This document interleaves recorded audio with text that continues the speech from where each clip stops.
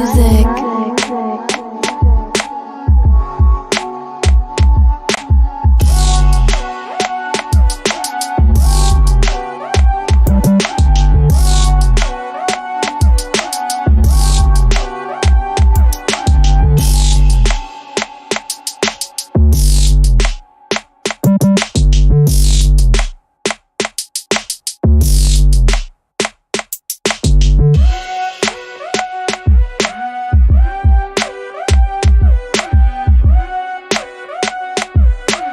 Midnight music.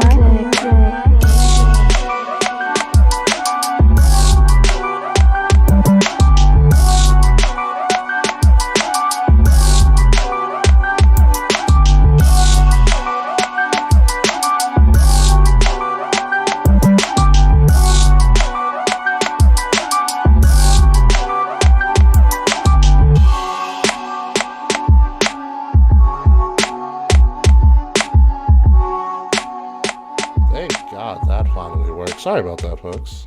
I can't wait for Aaron Judge to sign with the Yankees again. Did you see the report that came out today? Yeah, it's like you're gonna get 37.5 for 8 years. 8 years, $300 million is the base.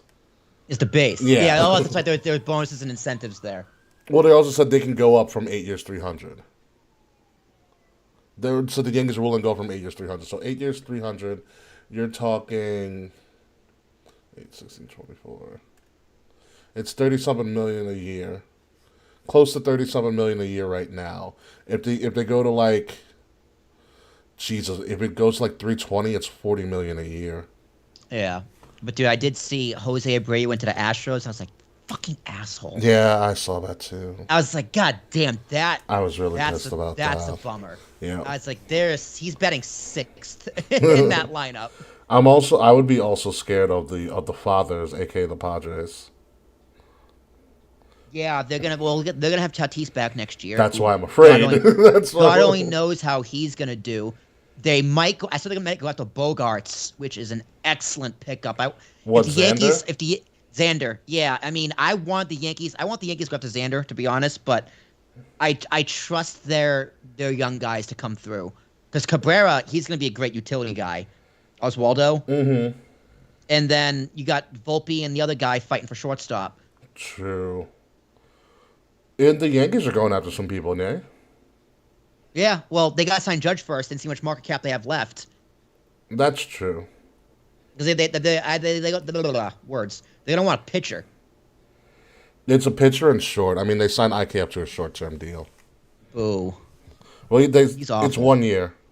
I know, but he's awful. Which is a shame because he was fine at the beginning of the year and then he just fizzled out. Yeah. I mean, his defense. We signed him for defense, and his defense was pretty poopy. Yeah. Well, we got a catcher, thank God. Oh, who? Jose Trevino. He's a platinum fucking glove. Yeah, I love him. I love him too. I don't know what it is. I see him bat, and it's like I love this guy. When he hits a home run, he's so happy. Dude, did you see the brawl that happened in the Venezuelan league?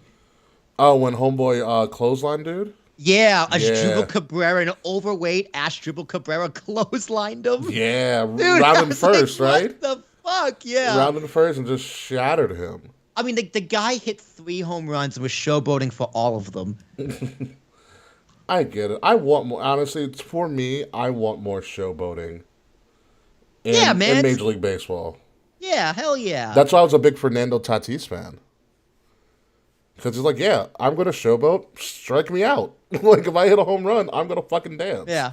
Yeah. You know? Yeah. Dude, a good bat flip. You need a good bat flip. My favorite bat flip is Joey Batista. The Toronto bat flip. Oh, Jose Batista? Yeah. I forget what the occasion was, but I know there's some playoffs. It was playoffs, right? Yeah. Playoffs, yep. He demolished that ball. Yep. And he fucking chucked it at the dugout. I was like, that's a bat flip right there. Like, I love shit like that. Like, I do kind of hate it, but I love when, like, the Mariners won and they would fucking can in the infield. I know, like, Fretz and them hate it because when the Mariners came back and beat the Blue Jays, they can in the infield. They can in the infield. Oh, look who's here on time. What's up? Smacking it raw. I mean, it's gonna be an interesting winter meetings. I'm pretty excited for the Didn't Yankees. the winter meetings already begin? Yeah, Because that's where we're getting all the news coming out of this. yeah, and it ends the 7th. Okay, that's not bad. What are the winter meetings for? Is it people just to fucking talk? Like, I don't get it. Well, it's where the GMs and the agents and whatnot they have their meetings, the hot stove. But who are they having meetings with? Like the team or the players? I think it's the GMs because they're the ones who make the deals. Oh, so it's a big negotiating Yeah, conference. it's negotiating. Yeah. Oh, okay. But like, couldn't we just do that without having the winter meetings? Like, Well, it's an excuse to get together. It's an excuse to get food and booze and it's probably just to get fucked up. And that's where all the deals happen. yeah, and media, right? Yeah. It's a media circus. Of course. MLB Network has to be red rainbow bars until March. You know what I mean? They gotta cover something. It's gonna be a dial tone until like, hey, hold up.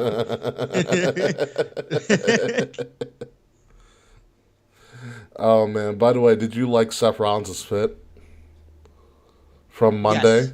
You Yeah. know who he was. You know who he was impersonating. I don't. Nikki Bella wore the same outfit to a WWE like event, like to like a Hall of Fame or some shit. But she wore the same style of outfit. Love that Twitter found that out. Yeah, it was all over the place on Twitter. Still working Twitter. For right now, although Elon Musk does scare me. Elon's just an idiot. Yeah, I'm just like He just- I don't think you get freedom of speech, Elon. But all right, go right ahead. I mean, he sometimes understands freedom of speech. But he's just realizing freedom of speech isn't good for making money. That's what he's learning. And two, we're all learning that these platforms can just decide by one person what's said and isn't said. Oh, you mean this applies to all the platforms? No shit. Yeah. No shit. You can't just say whatever you want on YouTube. Like people are all upset about, Twitter and Elon's letting this and this and that on. He's a dictator. It's like, well, yeah. Like, what do you think YouTube is? Susan Wojcicki can do the exact same thing. Who's Majitsky? The CEO of YouTube. Oh, I had no idea. I had no idea what the fuck her name is. Yeah, because she's smart. Because she's smart. But you know what she also has? Like a set of rules and guidelines and not flying off the handle like Elon is. Well, your rules and guidelines. In reality, if I had it my perfect way, I was to rule the universe. Your rules and guidelines should just be the First Amendment written word for word. That's a lot, but okay, I guess. I mean, you still have to. I mean, it is a You lot. still have It to is a lot. adapt it for modern time. I feel like. Well, how so? Well, you'd have to in like what is it in any sort of rules and regulations. You also have to lay out what the penalties are, and in the amendments, there is no real thing for like penalties. Just Well, the penalties would be like slander. You go to court, right? You look like what's his name, or Alex it can Jones. be like owes $1 trillion. suspension of account, Right? blah blah blah. All You that can't stuff. do direct threats of violence, right? You can't Yeah. do that. That's not protected. You can't dox someone. You can't give out personal information without permission, right? That's protected. That's not protected. Yeah. But other than that, the rest is protected. Yeah. What's up, surf wrestling guy? Whoever you are. Dark Omega manager will watch it. Well, I don't even know what that is. But explain to us, surf wrestling, whatever you just said. But isn't also in the first amendment speech? I know like 8 of those words. Yeah. I know the word during, match, and manager. There's an AEW in there. Oh, AEW Monday Dark Omega manage. We're watching. Okay, that's one from New Unfortunately, Japan I don't match. feel like that's a real sentence, but I'll act like it is. Yeah, I think Oh. Kenny Omega had a match on Dark. Is that what's happening here? So SmackDown. No, Omega was a manager watching a New Japan person's match. Gotcha. Okay. Thanks, Surf. I like Appreciate you. the milk jug bottle. Yeah, Kay is missing, unfortunately, Ritter. By the way, are you staying for the whole show, or this is just your pop-in for right now? He's taking a break from work. Probably. Yo, Ritter, completely off topic. I would love to get your take on Congress just saying like, "Hey, railroad workers, get back to work." I thought that was aren't they? I don't know I've seen the headlines, but like, are we negotiating a So contract with them or something? So the rail workers and the unions, or the bosses, couldn't reach an agreement. They couldn't reach collective bargaining. The collective bargaining. So Okay. Congress stepped in. Congress has the authority to avoid a strike. Congress can step in and force them to make a deal. Okay, force So force it's like collective bargaining. if you can't make a deal, Congress is going to make it for you. Okay. So Congress is just like, yeah, we're siding with the bosses. Get back to work. What does the contract say? What does the collective bargaining say then? They don't get anything. Really? Yeah, so they wanted like days off, paid time off from work. Things like every other. Reasonable things. Also, things that people strike for: less hours, more Yeah, vacation, more right, pay. exactly. So they can't strike. I mean, they can. Not sure. All right, Smack and Raw, please correct the record. Okay. Because you would probably know better than me. But Yeah. Congress is pretty much saying we're going to make the deal for you because now they can't strike. Oh, because also the railroads are part of interstate travel, right? In Congress's defense, that's part of it, I think. Yeah. But in Congress's defense, they're saying like, "Hey, listen, if you go on strike, our economy collapses." So That's what I'm saying. they're Yeah, thinking. it messes up the travel. It messes everything. Yeah, It messes up everything. traveling and goods and Everything. resources. Like yeah, not just your Amazon order. We're talking fertilizer, yeah, food, yeah. No, everything. It screws up a lot. everything. But that's when Congress should go, hey, they stopped the strike, but the House did vote to give them the paid days off for work they were fighting for.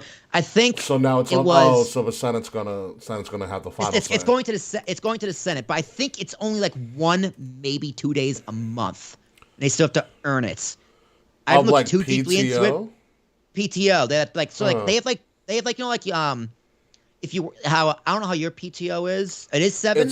It's only 7 a year.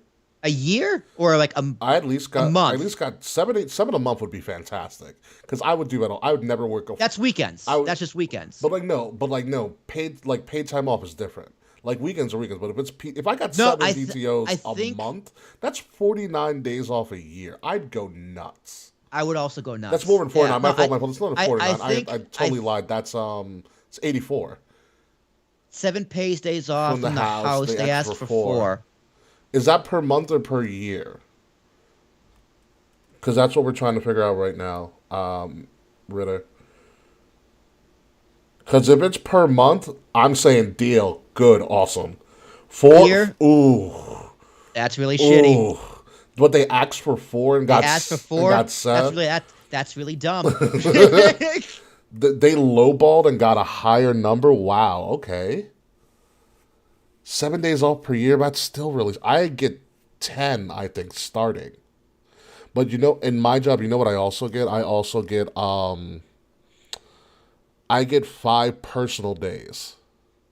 They still have 0 paid sick days right now. That's fucked up. Yeah. That might have been where I got screwed up, Ritter. And also, thank you for correcting me for making me look stupid here. That's the fucked up part. They need sick days. I have been following the strike, not super closely, but relatively closely. Uh-huh. And it's just like they don't have any days off. Like they'll get 1 day a month they have to earn, and it's non-paid. Yeah, no, that's fucked up. Yeah, I have paid days off. I have sick days, which I never use, and those all roll over.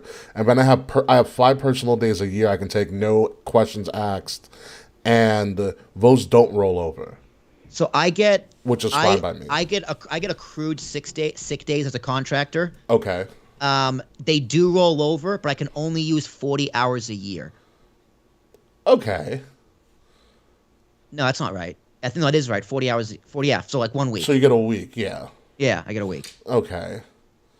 It's like right. It's like I didn't even know I had sick days until like this year. It's like this year I had like 80 hours, but I could use 40. Yeah. So by the end of the year I'll use all 40. You have to use vacation, which maxed out at 5 weeks for your career. A guy with 15 years has 3 weeks vacation and 2 personal days.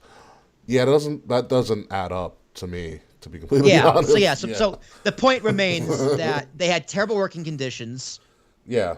And Congress is stopping a strike, and they're not getting great working conditions. The contract, if signed, will add 7 paid sick days and 1 personal. So they're gonna add. You have to use vacation, which maxed out at 5 weeks for your career. All right, so that's 48 and It's 60. signed It's by 56, percentage. 56 hours of sick time plus a personal day. So that's almost 2 weeks. It's a week and a half. Yeah, but I think 2 weeks PTO is standard in the U.S. it's supposed to be. Although it's nothing by law though. There's no sick There's time no. or It's PTO kind of by law. for PT. Oh, sick time PTO. I'm not sure. I don't believe. No, either or. There's yeah. no sick time or PTO That's by still law. shit. They need to have. That still sounds really like lowball. Like I can only let's say I have a 30-year career working the railroads, which I will never do. Thank God. Knock on wood. I can only take 5 weeks vacation for my entire career. Yeah. No. Hey, man! Those jobs are essential. I know. Literally, I literally essential. I do understand that, but like I would also like to, enjoy my life. They gotta hire more people. That's probably also the issue. No one's getting these jobs. No one's taking these jobs. That too. Yeah. No, well, one, who would want that job? First of all, It's hard for a reason. It's a very, very hard job, Yeah. and the pay is not good Probably enough. not And great. as we can see by Mr. Ritter, they have no paid time off. Yeah. I sit in this chair all day, and I have more time off than them. That's ridiculous. Yeah, no, I totally I sit looking at two different monitors all day. Oh, 5 weeks vacation a year, you don't get that until 25 years. That's the max. Wow. Yes, they have this weird bullshit tiered system by seniority. Meritocracy type shit. Okay. Yeah. Even then, you tell me I gotta wait 25 years to get my 5 weeks vacation a year. Whew. You gotta work 25 years to get a month off. Whew. Dude. And I don't know this for a fact, but I think if you put in for it, they can turn you down, and make you work. And if you take the days off, you're still on call. They can call you back in. Whew, dude, that's ugh. That's a whole lot of yikes for me. Like for those railroad workers, they are on call pretty much 24/7. I can imagine, especially probably during the holidays and shit. 17 years for 4 weeks. God damn, dude. Jesus. Dude, I'm barely 17 years old at this rate. Like when you put it like that, I've barely been alive. I haven't even been working for 17 years. I started working when I was 16, and then I took college off because I was in college. Yeah, so I took college off too. See, if you think about it, I was working 2 years, 3 years. No, I worked a little bit in the summertime. I worked summers in college, Yeah. but full-time working. Okay, let's do full-time working. I've been working since 2017. I'll be on year 8, I think, of mine. And then 10 months of unemployment. So count that in. So let's say this whole year 2022 is unemployment. So 4 years. Mm-hmm. 2017 and 2021. We're working 4 years full time. Mm-hmm. That's crazy. And they have to wait 17 years for a month off. Yeah. If Ritter's correct, which I'm assuming he is. That's Ritter, nuts. I forget exactly what it is you do, but it's in a similar industry, which is why I asked. Yeah. That is absolutely fucking wild. Like when I got OG COVID, which I'm a proud member of the OG COVID club, I took a month off because I had so much time saved up. Literally, my boss was like, I called an HR, they're like, yeah, you have something hundred of hours, like you can take like 30 days off comfortably. And I was like, all right, see ya. I'm still paid. Yeah, still paid. Dude, I mean, I understand the desire for like pay time off by law, but if that happens, all companies would just go that, and it would only be that. Like companies wouldn't give you more because they don't have to. Mm-hmm. You're finding the signing would suggest a presidential emergency board recommendation. This is new to me. Do you know anything about this? They're fighting to sign a suggested presidential emergency board recommendation. No, I don't. Is that the like Biden president or like union presidents? Because also, Ricky, these workers are unions. Well, yeah, that's collective bargaining already meant union. I know that. Yeah, there's 12 unions. There's 12 railroad unions, and they said if one turns it down, they're all going to strike. So yeah, good for them. All unions will always stay united. Yeah, they always stay united. I mean, they had 4 of the 12 vote down the latest bargain. So they're all like, fuck it, we're not doing it. Damn. So, yeah. It Well, what's your overall thoughts on the deal? Do you think Congress fucked him over, or do you think Congress is trying to find a happy middle ground? from the numbers. Just from the House perspective, because the Senate needs to pick through it with a fine tooth comb. Yeah, from the numbers he was showing us earlier on in this chat. Before we get to wrestling, we will be talking about wrestling soon. I just find his topic so. No, I know I do, but from what it seems like the House was trying to find a happier middle ground. Biden put an emergency board together earlier this year to mitigate and. That's when he took his victory lap, saying we avoided a strike.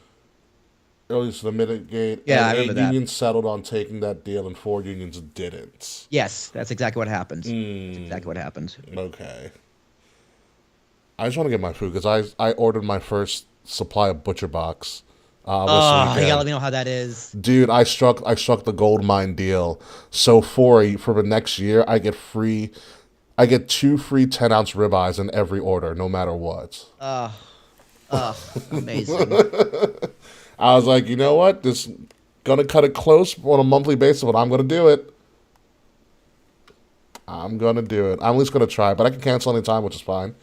It becomes like too much for me, or if like I have to start paying back student loans. It's earlier than expected.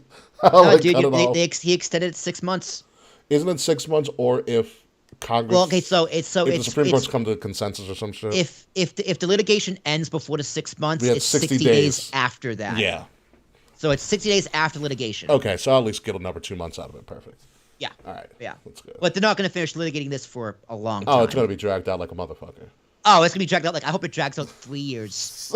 By that time, I'll be done with my 10 years. So now all of it will be forgiven anyway. Yeah, dude. I've been putting away $50 a week just for that specific reason.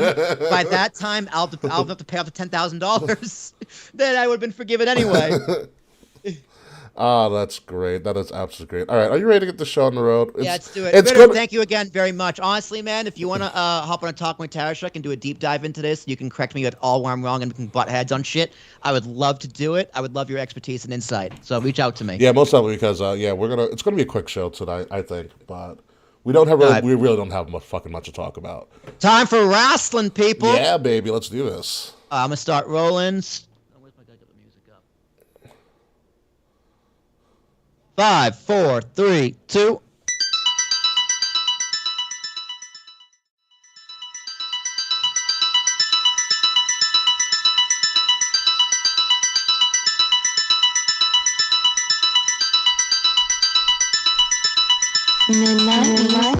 Oh, coming up this week on Kings of the Rings podcast, we have finally returned from Survivor Series War Games. No, we did not go, but we are here to talk about that epic premium live event live here on this show. Plus, NXT has finally named with an all-star cast of about 4 to 8 different legends the participants of the men's and women's first ever Iron Survivor match.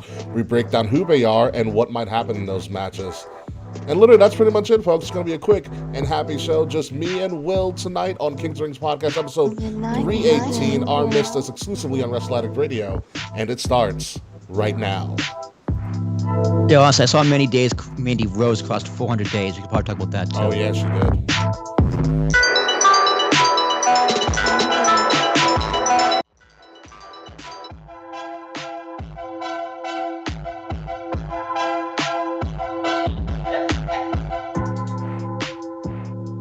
Oh, I swear to you, folks, Aaron Judge better sign that goddamn contract. I know I would. hey, Cashman, give me a call. I'll play right field. Oh my god! If I ever see your ass in pinstripes in the right field, I'm gonna be in that section just heckling you the entire game. Dude, I just want roll call to fuck up my last name. Tara! Oh shit!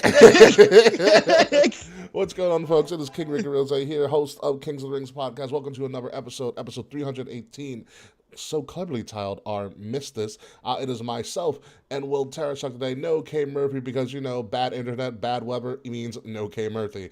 So it's probably do that. Like, how do you survive in this atmosphere without internet in the year of our Lord 2022? I don't know, but somehow K is doing it. So we got a lot of fun stuff to talk about. But first off, Will, how are you? How was your Thanksgiving, Will?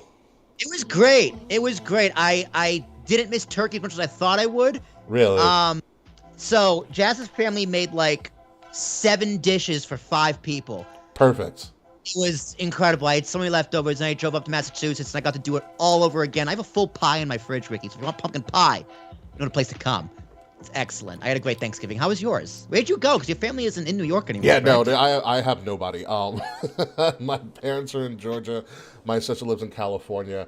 So luckily for me, one of my best friends in the whole wide world in my life, that I've known since high school, was in town with her husband and her 2 small children. One's 6 and one's just about a year. Because she lives in Geneva now.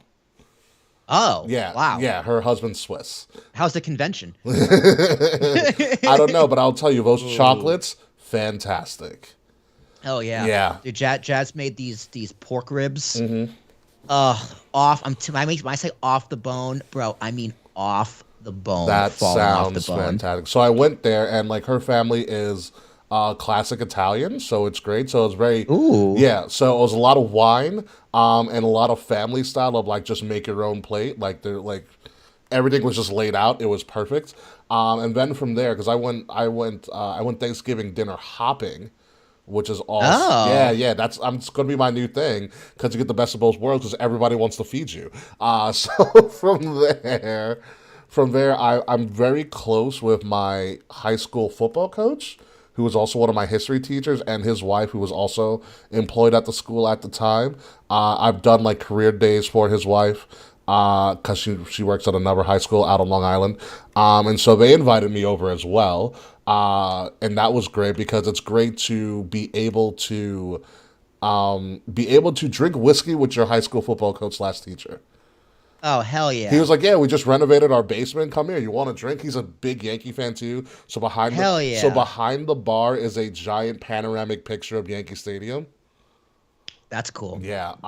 We didn't watch any football though. We watched Harry Potter instead. Yeah, well, he's originally from Wyoming, and he's a Denver Broncos fan, and she's from Minnesota, and she's a Minnesota Vikings fan. So I was able to watch Minnesota and the Patriots with them When to, the Pats blew it, yeah, right? the Pats were to end my night, and they literally gave me 2 giant Tupperwares of food to go home with. Good thing I played Miles Sanders this week. God damn, I almost benched him.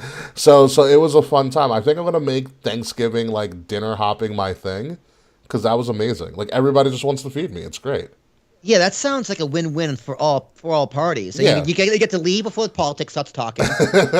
You get to start a food fight if you want. Like, there's so many things to do. Exactly. It was great, and like you would actually like my from a because he's a history teacher, but he also knows world history and he's big on government history as well.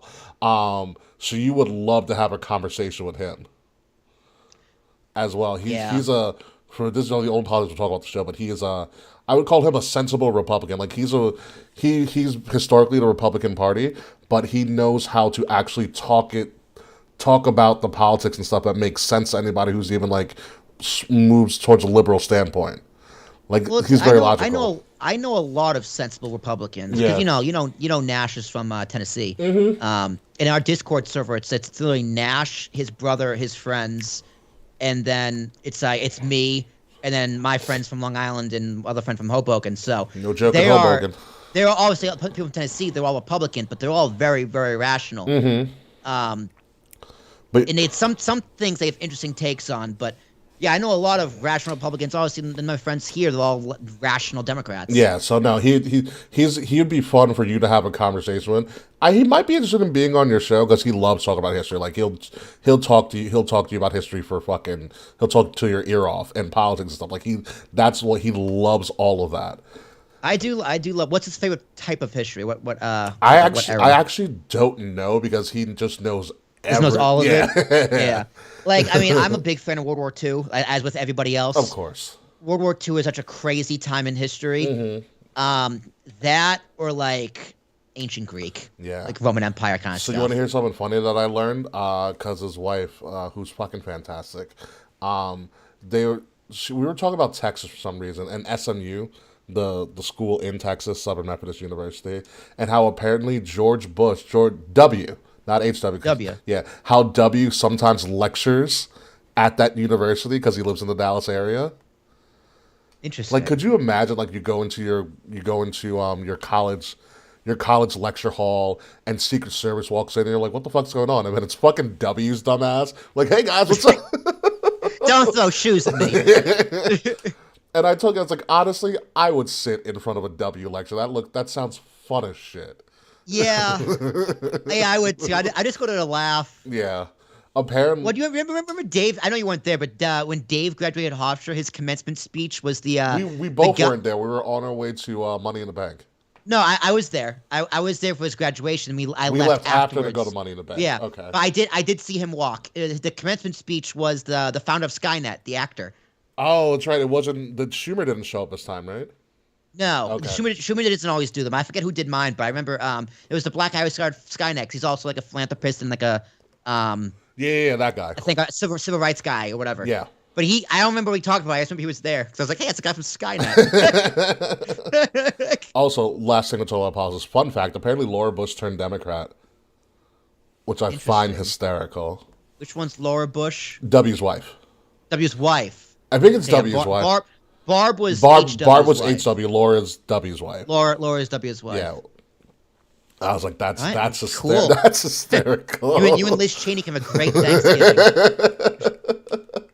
Oh man, but anyway, let's talk about things going on. So over Thanksgiving weekend, we obviously had the first ever, not the first, I don't think it's the first ever on Saturday, but we had a Saturday Survivor Series for War Games. If you watched the press conference, which I hope you did at some point, Will, if you found it on their YouTube page at all, it was No, I got the gist of it though. most watched Survivor Series, highest ticket, highest grossing Survivor Series of all time. They shattered a bunch of fucking records, and that's the power of putting your shows on fucking Saturday.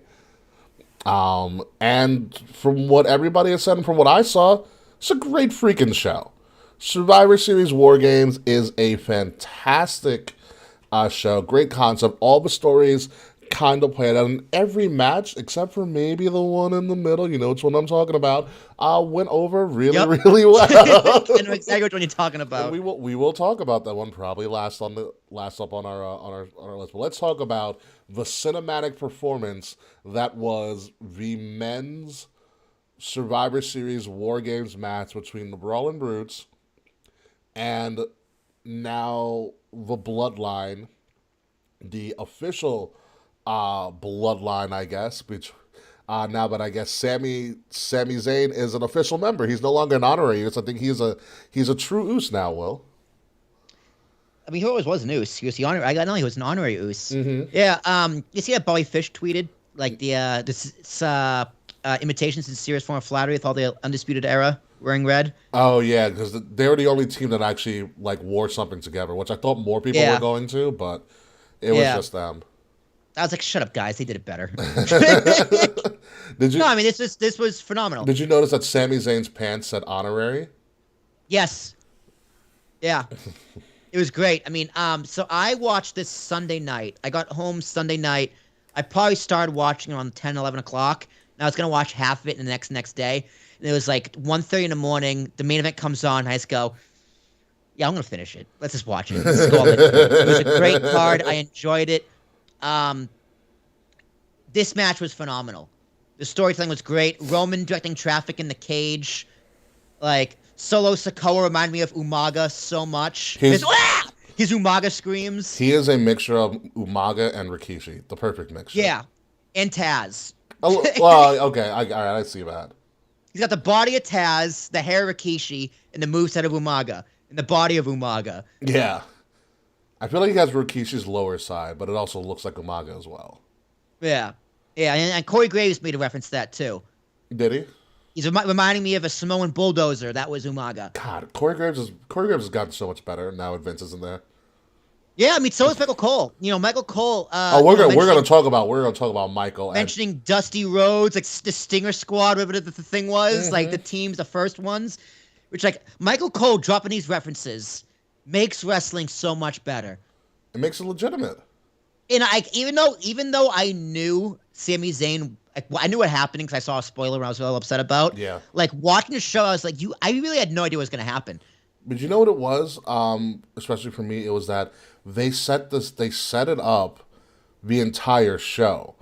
Yes. Like it almost felt like it's almost something that they do on TV a lot of the time, where it's like a segment here sets up the main event, and then another segment brings another facet to it. But they did it throughout Survivor Series, which it started on SmackDown with Jay finding out that Sammy was talking to Kevin, and then Jay snitching on Sammy, and then going to Roman, and Roman interrogating Sammy, and then all of stuff, the hug and the hug and the look in the camera saying like, I'm gonna fuck this guy up. Yes, I was like, oh, like if I was watching it live, I would have been like, they're gonna just destroy Sammy. That was actually my thought as well. I was like, he's going to get mauled on a premium live event.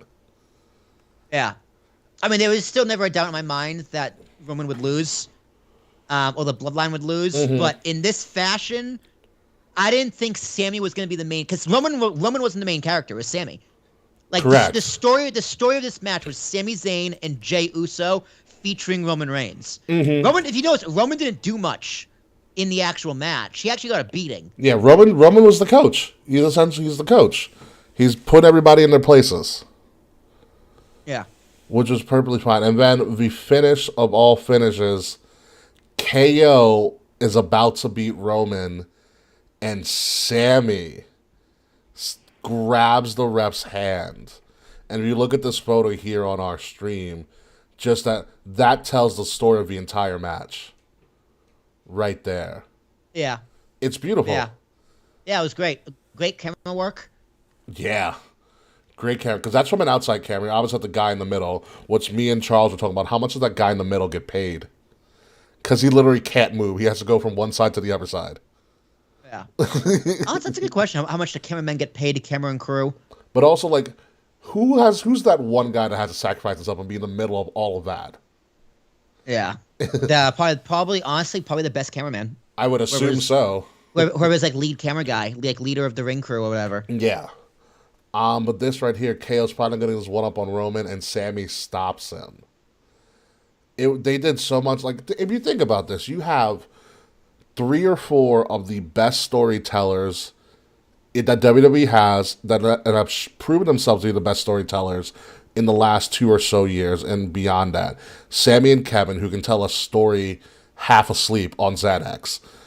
You know, they can do that. And then you have Roman and Jay, who have been proven to continually create different chapter after different chapter after different chapter of this epic bloodline storyline, which is all managed by Paul Heyman, one of the greatest storytellers and managers and bookers and promoters and just everything that the business has ever seen. This match couldn't fail. Yeah, it's great. It couldn't fail at all. And the Brawling Brutes looked good too. You know, they Butch, did. They did. Butch is the man. Great. Butch looked like Ridge looked great. Yeah, Ridge looked great. Butch looked great. Drew was being Drew. I love how they all did the 10 beats of the Bowery together. Yeah, that was really fun. That was a fun spot. Drew wasn't his overness. His pops aren't what they used to be. No, Sheamus got the pop. Sheamus got a good pop. Also, I love their 4D animation, like the 3D animation, but like the neon sign with the Sheamus face and the hat. I was like, I want that for my bedroom. It's just fight night, yeah. Yeah, it looked incredible. Yeah, I wish they would have done the Moving Up the Boston song as like a special. Ship of the Boston. Yeah, that would have been cool. And they all came out and something's totally ridiculous. That would have popped the crowd so much. Although I do love Ozzy Osbourne kicking off Survivor Series. It's weird. It's apparently I forget who I heard this from, but Triple H wanted him to perform. Yeah, no, that's legit. So Triple H revealed it on the press conference. So somebody asked Triple H, like, "Oh, hey, it was pretty cool you had Ozzy Osbourne. Like, how did you guys get that together?" And Triple H's like, "Well, I called him." WWE Hall of Famer. He's a member. We have numbers. We text. And the only reason it didn't work out is because he had a scheduling conflict, or else Ozzy Osbourne would have performed that live in Boston. You know how nuts that would have been? I love the horn when they lower the cage. Mm-hmm. Everything about this was great. And I like how Triple H also, speaking of the press conference, said, Like, is this going to be a yearly thing? He's like, we'll see. Which means, yeah, it will be. Yeah, because he talked about I mean, I'd be cool if it was every other year. he talked the logic of it. He goes, sometimes we can take it. He Year. goes, sometimes we can take it away. Sometimes we'll bring it back. You know, it depends on what we're feeling. Essentially, is what he said. If the story calls for it. Yeah, that's what he said. If the story calls for it. Because he referenced Hell in a Cell. He referenced the same argument you've had about Hell in a Cell for years. Yeah. Yeah. He goes, I'm not the only one. Don't get me wrong. Yeah. It's a very common argument. Also, did you see like the numbers? I'm very interested to see Q4 earnings for WWE. It hasn't come out. Triple H took it hasn't over. come out yet. Obviously. Well, yeah, it's not over. It's the Q4 isn't over Yeah, yet. it'll come out in January. It'll come out in January, maybe early February. It'll come out. Yeah. But pay-per-views have been sold out. Raws and SmackDowns have been 89% full for TV tapings. Yes. And their gates have been highest, and their views on Peacock have been highest. Yeah. Triple H has been excellent for business. Yeah. Yeah. And I think the pay-per-view shows like he's what four pay-per-views since SummerSlam. If you want to count SummerSlam, I don't think you count SummerSlam because that still had that's not a Vince vibe to it. Okay, so 3 pay-per-views, 2 or 3 pay-per-views. Yeah, no, it's 3. You had Clash, Crown, Rules, Crown, and Survivor Series. Yeah. 4 for 4. It's 4 for 4. Yeah. Yeah, and it's actually, I would say the first real one, besides Crown Jewel, was Extreme Rules, because when you look at Survivor Series as a whole, this followed the, and I wish I was in that press conference, I would have asked him, like, you seem to have a trend here, Triple H, of having minimal matches, but the match lengths are longer. Is that something you're going to continue to do? Outside of bigger events like, you know, WrestleMania, maybe even the Rumble, if that. But even the Rumble, I can see still having the same format of like, we're not going to have that many other matches. We're going to have the marquee matches, which you paid your fucking expensive ass ticket for, and we're going to give you all of that. But we're also going to have these other matches as well. It's a very original takeover format. Prime example: Dexter Lumis and The Miz was a Raw feud, and it ended on Raw this past week. Absolutely, It got a very good video package, and honestly, co-main event, it elevated Raw. Yeah. It didn't need to be devalued on Survivor Series. Correct. But it elevated Raw. It's just perspective, perspective, and perception is reality. Yeah. And being in that position on Raw in a Raw feud, it made it have more meaning. Yeah. Yeah. Gravitas, yeah. It's one of those things where I think Triple H gets the idea of like, your biggest feuds and your biggest stories, your things that are selling tickets, that are garnering a lot of attention on social media consistently, will make it to your premium live event / pay-per-views. As it should be. Everything else can remain on TV. Yeah, not everyone needs a participation trophy on pay-per-views. And I think he's like, you have to be, your story, your feud, your whatever has to be kind of hitting all the metrics to gain, you know, that spot, one of those 5 or 6 spots on a premium live event now. Yeah, and why was Sammy the storyline of this card in the show? He's destroyed it. Yeah, he's been killing it. Because he earned it, dude. He's incredible. Yeah, he's. I mean, think about where he was at WrestleMania with Johnny Knoxville to where he is now. Even the Johnny Knoxville spot was great. I loved that story. Yeah, it was a phenomenal match. It was a good story, and he made it work. Yeah, this guy, it really is a testament to Sami Zayn about how fucking talented he is. He's one of those people, which I talked about last week. Is like he just knows when to tweak his character. And did you watch him on Broken Skull Sessions? No, I did not. Watch him, because he's very humble as well. No, he is. I've heard him on the New Day podcast. He's very humble. He just loves the sport. Yeah, and the episode was recorded like right when he started with Roman, so he's like, I hope it can go somewhere. he's like, as for now, I'm having fun. I hope it can go somewhere. And it did. So I want to read to you this quote that actually just came up today, and it says. Is that Mr. Fretz? The Mr. Fretz? The Mr. Fretz is here, actually, yes. What's up, buddy? How are you? Love you. So the quote says, Sammy is a vital part of the whole thing, and he's never been a bigger star. How can you not enjoy this? It's great storytelling. Who did that quote come from? It's great story. Ooh. I don't know. Who did that come from? It's the ultimate honor any wrestler can get in the modern era. It came from The Undertaker. Wow. Yeah. Yeah.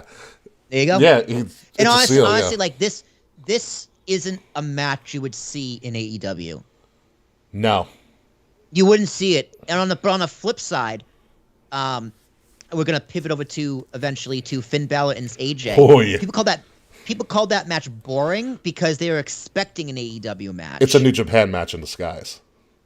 If you actually really looked at it, yeah. I mean, we'll get there when we get there, but yeah. That's a great point. I mean, which that match fucking rocked. Mm-hmm. Yeah, so it is pretty crazy. And this picture here should be autographed by every member of the Bloodline. Yeah, it's a great picture. Honestly, dude, I'm becoming more and more of a fan of Solo Sikoa, and I totally believe Jey Uso could have a singles run.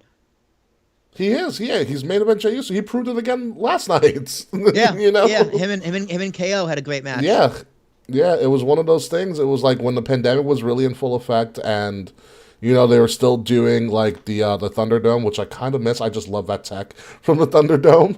Yeah, it was just so cool. And Apollo Crews had a title. Yeah, which I miss Nigerian Apollo Crews. I was really a fan of him. I just love the accent and everything and his whole thing. Like it for me, it worked. But Jay really proved himself in the last couple of years as a solo star because Jimmy had he's fucked up his ankle or something, and he couldn't go, and so it was literally just Jay. Yeah. Jimmy had a DUI and an ankle. Yeah, yeah. No, solo was the right move. This is. Solo doesn't do much. He doesn't even wrestle that much. He's probably wrestling on the house shows. He's a heavy, which is. Yeah, he's kind of a heavy. Like everyone's bigger than him. Like he's the enforcer, but he's the smallest one there. I mean, Nikki Cross. He's a meatball. Yeah, Nikki Cross was the enforcer for Sanity. Yeah, but that's funny. And I'll put this out there too, and because I tweeted it out there as well. Sami Zayn is to the Bloodline what Owen Hart should have been to the Nation of Domination. Wow. That's good because they're both Canadian. Yes. That's good. Yeah. That's good. But that's exactly Owen was kind of like, what is he doing in the Nation? Mm-hmm. Yeah. I also kind of forget he was in the Nation. Everybody forgets he was in the Nation. It was one of those random runs where it should have been bigger than what it was because you had a lot of great people in there, but it just didn't go off the way it should have. But where does this go from here though? Because KO said it on Raw too. He's just like, listen, Sammy, you may be part of the Bloodline, but you're not blood. Well, yeah, no, he's planting the seeds because I feel like eventually they are going to turn on Sammy. They have to. Yeah, it's going to happen. Like I think, look at this photo here. Roman and Jay are still eyeballing Sammy right now. Like, yeah, it's gonna be like, why are you a bigger star than us? Yeah, eventually, I think Sam's going to get too over. He's going to get too confident, and then he's going to get destroyed, which will then make him the biggest babyface in the fucking business. Yeah, he's going to get put in his place. Mm-hmm. Yeah, that's what's going to happen. He's going to be the biggest babyface in the fucking business, if he isn't already. And he's just going to get beat down. But I love where it's going right now. I love the over enthusiastic hug between him and the Usos. I love that now Jay does the handshake. Oh yeah, I love the handshake. I love their handshake. Like Sammy getting all hyped up doing the handshake and hugging Jimmy or Jay. It's just like, dude, I want to learn that handshake. Yeah, Ricky, we can do that. We probably. Yeah, no, it's great. I think Sammy and Kevin do have something down the road for them. I don't know what it is yet, but for right now, this is good that they are staying away from each other, and that seems to be what the story is right now. Yeah. Which is great. And I do love the callback that Sammy did when he kicked KO and he held him in his arms. Yeah, that's what KO did. Mm-hmm. Yeah. Yeah. And he held... in the sacrifice. Because they didn't touch that whole match. Until the end, Sammy, yeah. Until Sammy kicked him in the dick. Mm-hmm. Until the end. And that's good storytelling. That's really good storytelling. And I'm proud of this. This is... The Bloodline storyline has, in the past 2 years, has exceeded all of my expectations. This might be the greatest told story of easily the past 5 or so years. Yeah, in recent memory at least. Yeah. Also very interesting because the women's match had all the high spots. Because it needed to. This one needed to tell a story. Yeah. This one didn't need the high spots. They had the table spot. Mm-hmm. They had a few other spots. The Beats of the Bowen was really cool. This one needed to tell a story, and it told the best story of the night. Yeah, for sure. Yeah, let's move over to the women, and I love this shot here because also I love the more we see Nikki Cross, the crazier she gets. I love the shorter, what's her name's pants get, Rhea Ripley. Oh yeah, she was my new favorite word. She was double cheeked up. That fucking cake, bro. Good lord. Now you see why Dominic sticks around. No kidding. You see them beat up Rey Mysterio at Thanksgiving. That was beautiful. Which I thought was so funny. That was beautiful. It's so funny. I also find it very interesting, and it's also very giving of Rey Mysterio himself. If we're all going to be honest with ourselves, time catches up to everybody. Rey Mysterio doesn't have that much time left in the ring as Correct. a primetime performer, and he is willingly sacrificing his time, his TV time, and his effort to get his son over. Cheeky. Yeah, of course. It's his fucking kid. Yeah, no, Duh, but like that's. I mean, I want to highlight that for Ray. Like Yeah. Ray could hog the spotlight and be like, "This is my final run," blah blah blah blah. But he's doing the job for his son, and he's making sure his son is over, even though everybody wants to beat the shit out of his son, which is perfect. Which is why it works.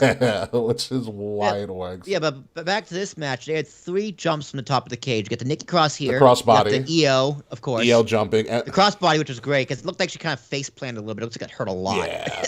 Yeah. And then you got the finish with Becky. Yeah, the Now, leg drop. That's a funny story. The reason they did this is per Andrew Zarian and Matt Metz. You know it's credible. Mm-hmm. The reason they had all these high spots was 1, because the match needed it, but 2, they don't have any highlight reels What do you mean? from War Games. Like if Yeah, you you notice, they didn't do. have any video packages, and like they didn't. I guess they didn't want to use NXT's probably because it was on a smaller stage. I guess. Oh well, yeah, because what was it? The EO spot was when they were at the PC at the No, they're in Chicago. no. You were there. I'm talking about the EO trash can. Oh, Trash can spot. They were in the Capital Wrestling Center.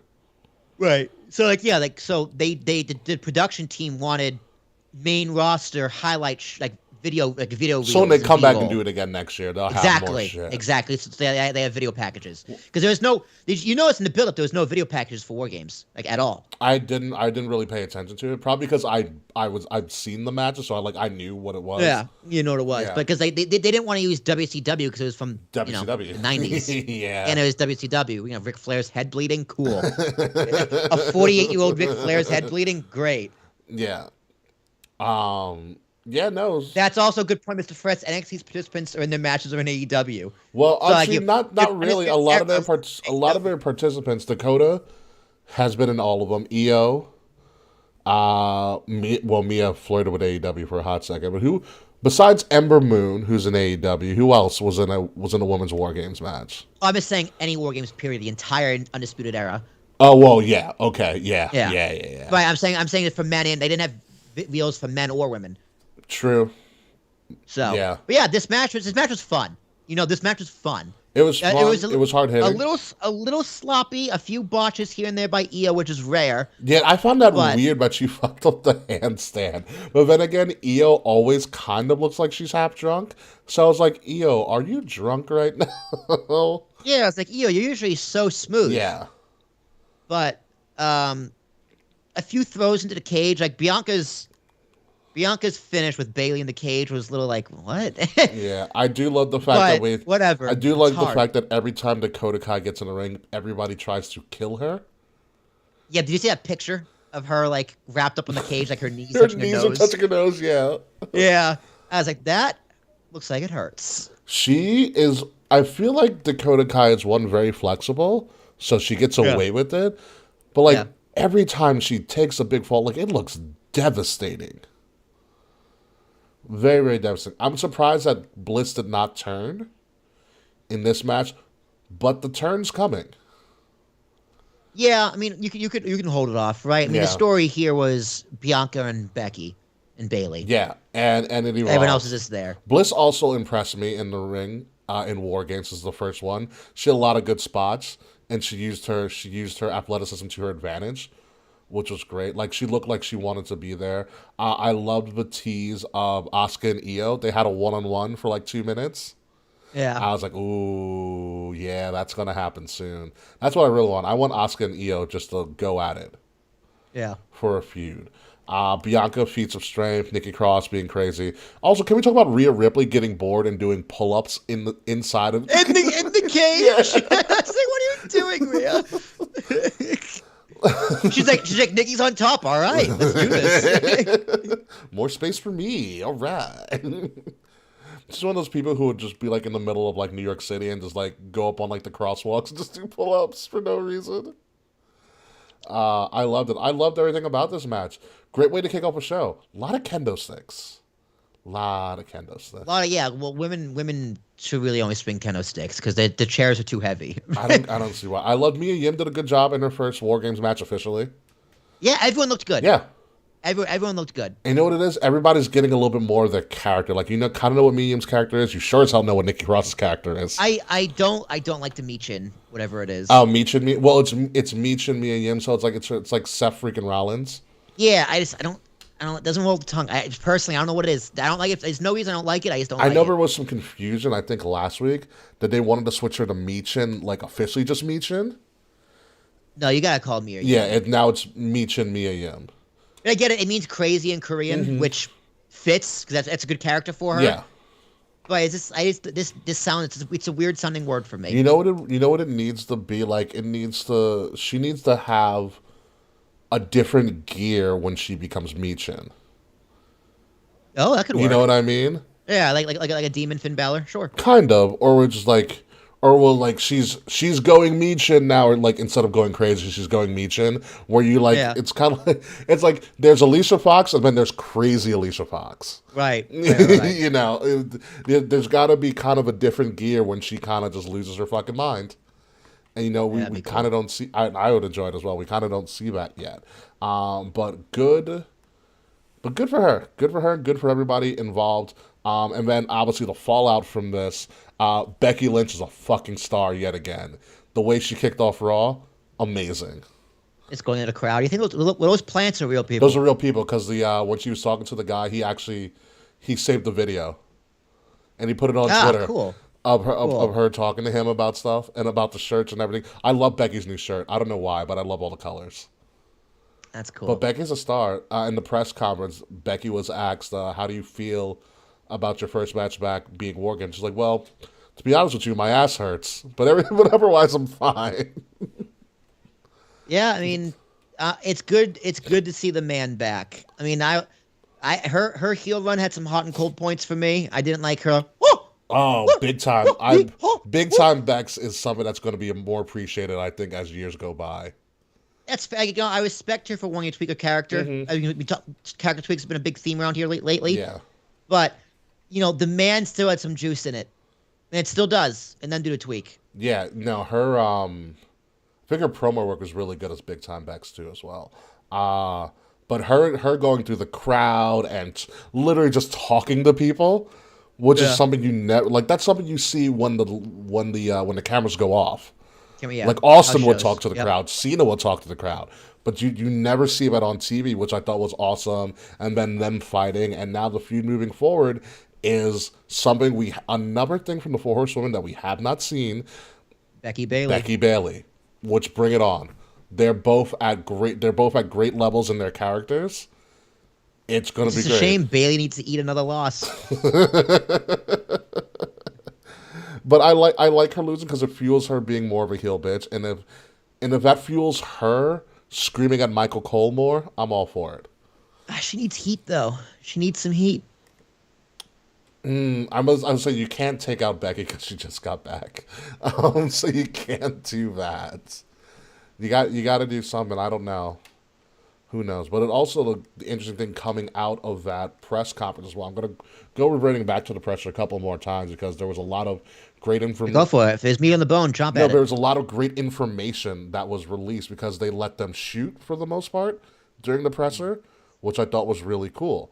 So apparently Becky was supposed to go home for like her brother's 50th birthday or something when she got the call to do War Games. That's pretty wild. Yeah. And she was like, all right, I'll do War Games. And then Triple H said like 3 days later, she's like, oh yeah, can I just jump off the top of the cage? Okay. Yeah. I'll do you one better. It's the finish. So cool shit like that happens. Like I said, there's a lot of good stuff that was revealed by Triple H and company, and that I know we talked about the presser a lot being there was a lot of journalists. So Byron Saxon hosted the presser, number one, which is interesting. Fair. Byron hosted the presser. They had news outlets that sent in questions beforehand. Like if they couldn't send people to Boston, they sent stuff to WWE beforehand to have the people answer. I think a lot of press conferences just in general are like that. Mm-hmm. That's one thing I've learned working in media. A lot of the questions are like, especially in news. Yeah. A lot of the questions are known ahead of time. Yeah. Which pisses me off, but it is what it is.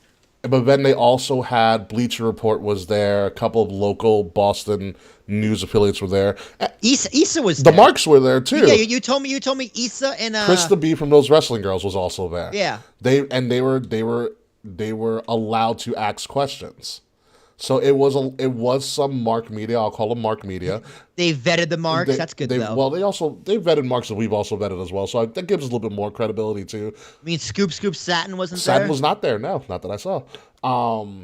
But it was nice to see that from a personal standpoint. It's nice to see that people that we've known and try to help support and bring up from the years that we have been doing this, and personally know, like we personally know Issa, we've hung out with Issa, we've chilled with Issa, to finally see somebody like Issa and also Those Wrestling Girls get their due as credible and knowledgeable fans of wrestling that now work the media, and them getting a chance to kind of live out something that I would love. Like I would love to sit in the presser and just ask Triple H questions.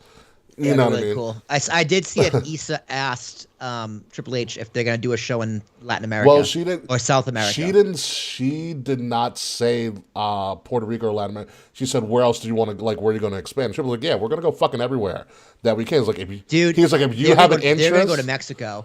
Well, no, Triple H specifically said, "Be on the lookout for Puerto Rico."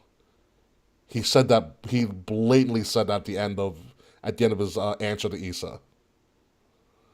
That'd be so cool. they are. I wonder if Triple H knows Issa. It's like, I know she's Puerto Rican.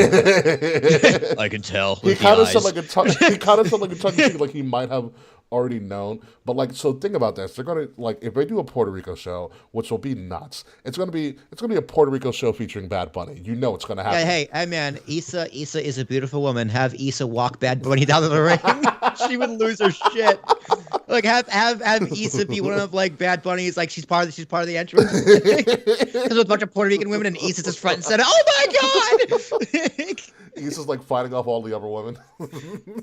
I mean, Issa. I know. Issa loves Puerto Rico, but she loves Bad Bunny way more. She's probably the top 0.1% of people who listen to Bad Bunny in her Spotify Wrapped. Absolutely. So shout out to Issa. Shout out to Chris B of Those Wrestling Girls. Shout out to Issa. And also shout out to Those Wrestling Girls. Like I said, it's good to see, some of our people who I consider like common people who are just fans starting to progress and make waves and have an influence on the product, which is awesome. And it was also a good moment in the Triple H press conference spot that Issa, I think, put on her TikTok. It was on her TikTok, I remember as well. So Byron was about to cut off the presser early. And Triple H is like, well, number one, I'm in charge. And number two, I've noticed, Byron, that you've allowed all these men to get questions asked, while this woman here, which he pointed to Issa in front, has had her hand up the whole time, so she's going to get the last question. Oh. He called out Byron's bias in front of him. What an asshole, Byron. So that's how Issa got her question. Issa was the final question of the presser, which is pretty wild. So thank you, Triple H, for that and giving Issa that moment, because she's still probably losing her mind from it. Yeah, shout out to Issa. Yeah, that's crazy. So as we move along, Will, I'm just going to leave this here. Do you wanna talk about that? Yeah, man. Talk about the fastest man ever from coming out of a burial.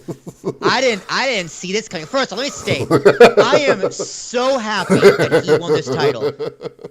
Like, and don't get it twisted. I have always been a giant Austin Theory fan. I still think his Evolve run is the best run he's ever had, but this is gonna eclipse it. And at this rate, it's gonna eclipse it by tomorrow. So, yeah, this match was outstanding. If the main event wasn't so good, this would have been match of the night for me. This had Seth's fingerprints all over it. Great finish, and yeah, shout out to Austin Theory, man. Well deserved. You know what it is with this as well with Austin Theory? Not buried anymore. That's for damn sure. Number one, this is when I see Theory now in the last 3 or so weeks, I see Evolve Theory. Yeah. I'm like, oh my God, this is the Evolve Theory that got heat every time he opened his fucking mouth because we just hated him that much. And he knew it and he fed off of it. And what's different about the Austin Theory that we've seen in NXT and during pandemic times when he was with Seth, as well as that he has more of his own voice. He's not trying to be this kind of snobby character that was created for him.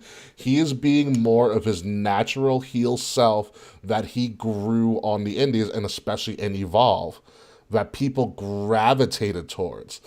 I see Randy Orton. Okay. With this version of Theory, Okay. It has a very, very high Randy Orton, like 2008 vibes. Mm-hmm.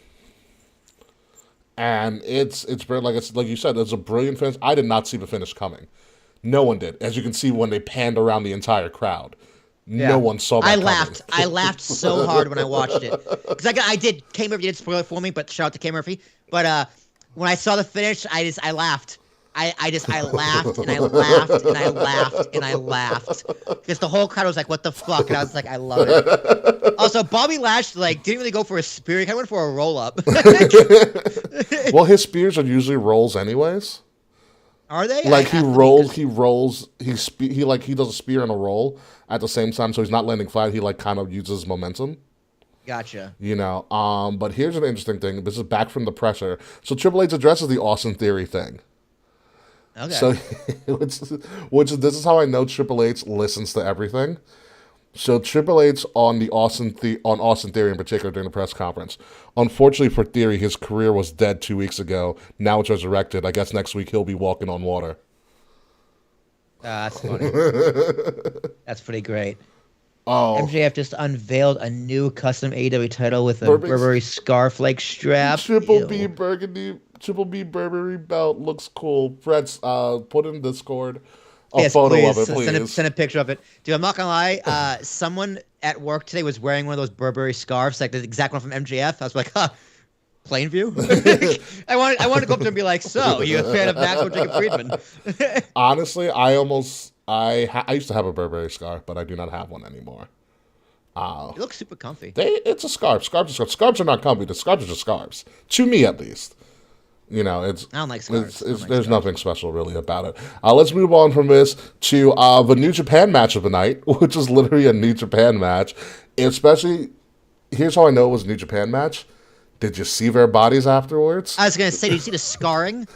Yeah, when I was on my party with Charles, I was like, oh, they were hitting each other. Yeah, they went for it. Yeah, yeah. They held nothing back. This is like, all right. For me, if you wanted to show somebody what a pure professional wrestling match was, I'd show them this match. And what sold it for me is that they got the other outside shit out of the way early. Like the OC came in and took the Judgment Day out. You know what I mean? And they went to the back. Went to the crowd. Yeah, They went to the crowd. That got out of the way, and AJ and Finn were able to just have a pure professional wrestling match. It was believable. It was very believable. Yeah. I mean, my thing with this, listen, there's nothing wrong with the match. The match was great. No. I understand how people say it's boring because, again, I think they had this I had a high expectation. I had an AEW expectation. Mm-hmm. I didn't get it. there's nothing wrong with the match. Match is art form. My problem with the match is come WrestleMania or come next year, I'm like, oh yeah, they had a match. I'm gonna forget about it. Mm.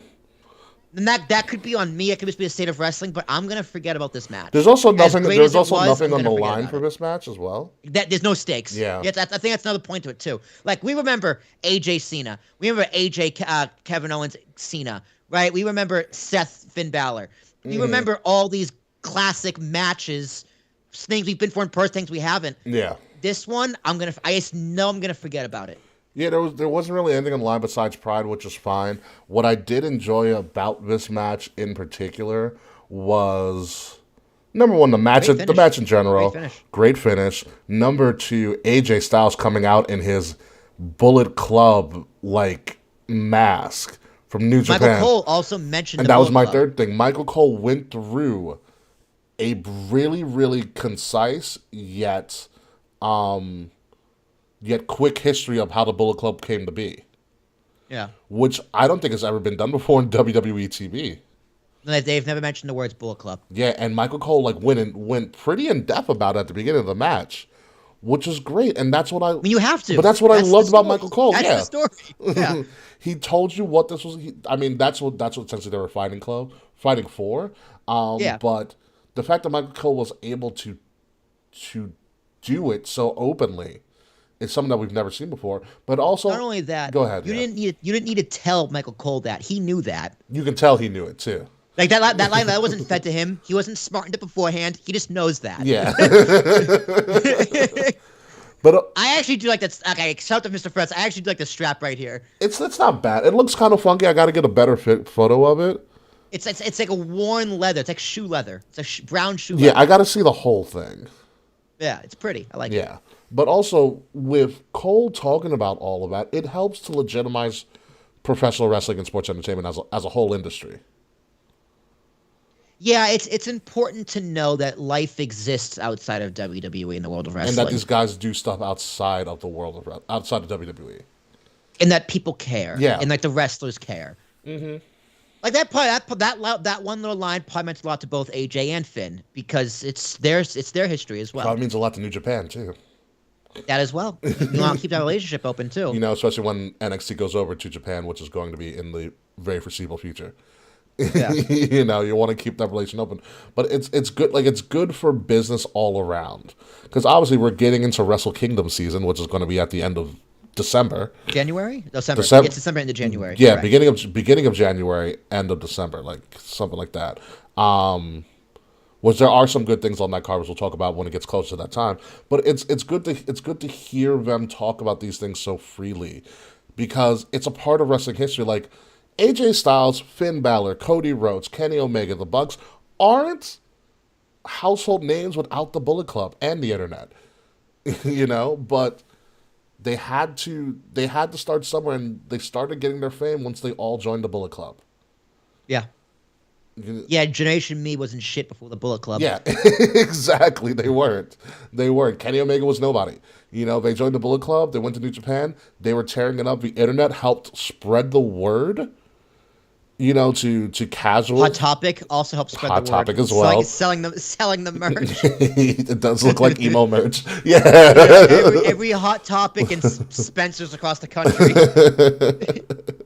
But yeah, so it's very important that we know the history of where these guys came from outside of WWE. Like, AJ Styles was still AJ Styles as you had his whole Impact run and stuff as well. However, you know, imagine if Michael Cole was able to tell all of those stories when AJ first came. You didn't need to because AJ Styles was just so big at the time. People knew him anyway. Yeah. But to add that little emphasis, it just makes everything that much better. Yeah, it's cool. It's cool things with stuff like for people like us. Yeah, I thoroughly enjoyed it. So shout out to that. So let's move on to. Yep, we're going to talk about it. Womp, womp. We're talking about the SmackDown Women's Championship match, Shotzi and Ronda, which I want to start out with a positive here a little bit. It was quick. It was quick. That's not the positive I wanted to bring up. Positive here is that if you look at this, if you take the botches out of it and you see what they were trying to go for, it looks like they were trying to tell a pretty interesting story. Um, with everything involved and the way that the match was constructed, it looked like they wanted to put something together. It wasn't too complex, but would have given a lot.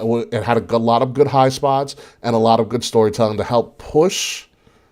MJF just jumped Regal. Ooh, that's different. To help push kind of the narrative along, and this is something that's going to continue to have probably lead to maybe even a Royal Rumble match. The only problem is that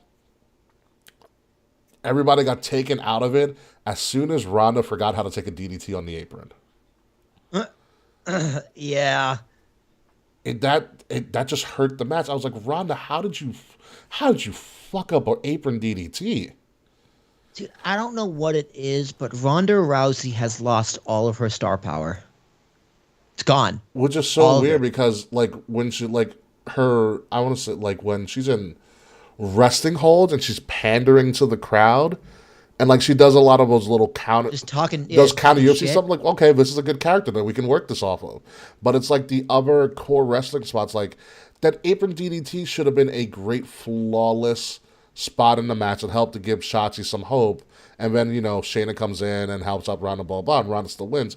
But the fact that Ronda it seemed like she wasn't ready to take the spot, which is crazy to think. Because if you look at it, she holds on to the rope at the last second. Her legs don't fall. You're like, your legs are supposed to fall out. Yeah. And flatten. And like, instead, her knees buckle in, and it just, like, it looks bad. Real bad. I don't know what that talking was backstage. Like, they didn't have even Ronda or Shotzi do a presser either. It was a very controlled press conference of people that they brought out. But it just looked bad, and it's disheartening. So for me, she's just not a draw for me. You know what it is? I was watching this. I forgot I was watching. It might have been a clip or something. Talking about Ronda. Oh, I was watching This Is Awesome, and they were talking about best debuts. Yeah. And they brought up the Ronda debut, which is an awesome debut. By the way, Great debut. Minus whatever Dave was pissed about at the time. Remember, with that whole argument. No, stole Asuka's moment. the Asuka spotlight. I was like, no, but okay. Well, I mean, No, because she was in the ring with her. Asuka wasn't left laying. Like, yeah. It was that, and Charlotte said it, I think, on the doc or on the series, saying that Ronda's an attraction, which is good. Ronda is an attraction. She is that category of sports entertainer, and she's an attraction like Roman Reigns and Brock and Cena are now attraction level superstars, and that's what you should. Is she overexposed? Is that it? Well, is she on TV too much? Here's what I'm getting to. She's an attraction, which is good, and that's great and stuff. However, Roman Reigns, Brock Lesnar, The Rock are all attraction, and John Cena, but they also had a foundation of knowing how to actually wrestle for a considerable amount of time. Like, they built up to being an attraction. Right. Where Ronda came in as an attraction with minimal wrestling experience, had a Hall of Fame first year. Yeah. Hall of Fame. Great rookie year. Yeah, Hall of Fame rookie year.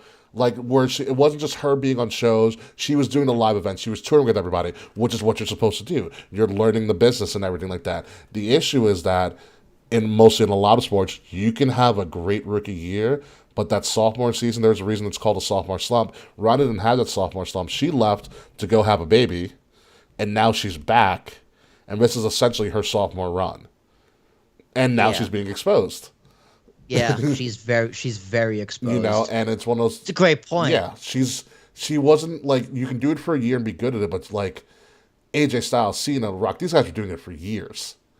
It's like when she took the time off, she took all that time off. Like, she was not training for wrestling. Like, she's probably still in shape and of course, yeah, she's a world athlete, and stuff.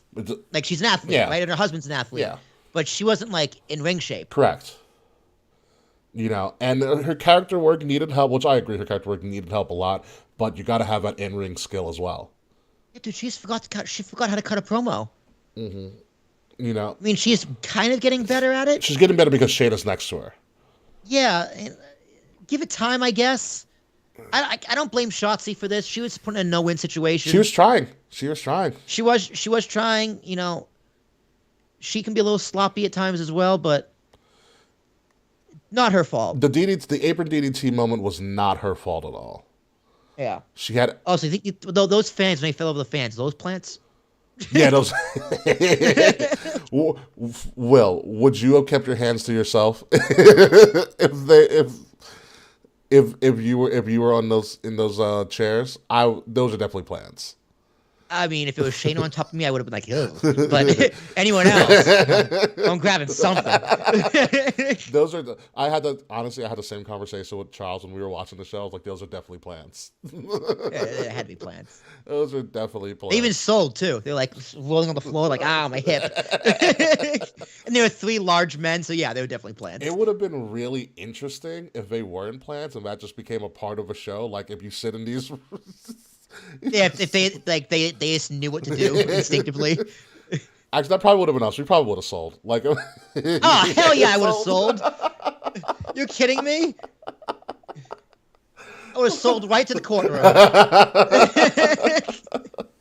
Or at least backstage. I get to sit in gorilla, all right, for 30 seconds. They were probably PC recruits, Mr. Fretch. You're absolutely correct. Yeah, for sure. But even then, that's still kind of wild. Like, hey, you want to be on the show? All right, cool. Send these seats. What? You'll know what to do. You'll know when the time comes. That's like, what was it? And remember we had Gargano and Ciampa, and somebody was like, "Johnny, take my sign," and had a. It was a stop sign. It was a stop sign. Yeah. That was definitely a plant. Oh yeah, the fan. How's a fan gonna bring a stop sign to the metal detectors? What's that for? You'll know. You'll get it. Excuse me, ma'am. Excuse me, ma'am. I'm a fan. Or you know what would have been cooler? Because I don't know. It probably was a plant. I'd have to look back at the tape. But what if it like wasn't a plant per se? This is just me. Because we'll never know the story. What if like, because sometimes you'll have like stage crew or someone go up to a fan and be like, "Hey, you want to be a part of a show? Blah blah blah. Sign these things. What do I have to do?" Like when you that's possible when you select somebody out of a crowd, yeah. Yeah, because that would also be cool. So like you go to a show and like someone like, "Hey, I work for WWE. We're doing this spot. You want to help us out in the match or something?" I'd be like, "Fuck yeah! What do I got to do?" Yeah, hold this. Hold this. Blah blah blah. When you'll know, which would be pretty cool. That also would be really cool as well. That baby with Montez Ford, that was planted. That baby was not planted. I know that. Who brings a baby to a wrestling event? Also, yes. Someone who can't get a sitter, I guess. That baby's gonna be the most famous baby in the world if they ever grow up. But yeah, no. Back to this. There's a lot of people who are calling for Ronda to be fired. I don't think you fire Ronda because that would be fired. Stupid. Yeah. No, what do you got? Your fucking mind? No, fire her. Shut up. You give Ronda more training. Ronda just needs to be more consistent and developing this new, more true to herself character. Dude, she's still in the contract with all that money. Yeah. Fire her. Shut up. Exactly. Ronda has to do a little bit more of a live event touring and stuff and things like that just to develop the character. Like when I know there's a story that Miz talks about when he was learning how to cut promos on the microphone. He took every opportunity he could on live events to get maybe 5 minutes in front of a crowd, just to talk and figure out what he needs to do. And that's what Ronda just needs seasoning. She needs seasoning. She needs time in that ring to kind of catch her flow. And probably a year or so from now, she'll be fine.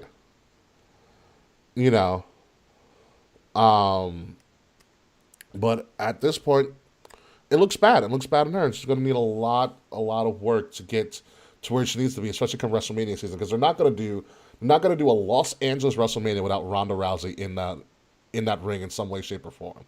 Oh yeah, duh. You're cool, yeah. So it's going to be a little bit of a quick turnaround. But overall, War Games, holy shit, what a premium live event. Yeah, it's an 8.5. Yeah, Boston crowd was great. The press conference I love. I want to see the press conference return for the Royal Rumble, WrestleManias, obviously, and SummerSlam. That's the only time I want to see press conferences.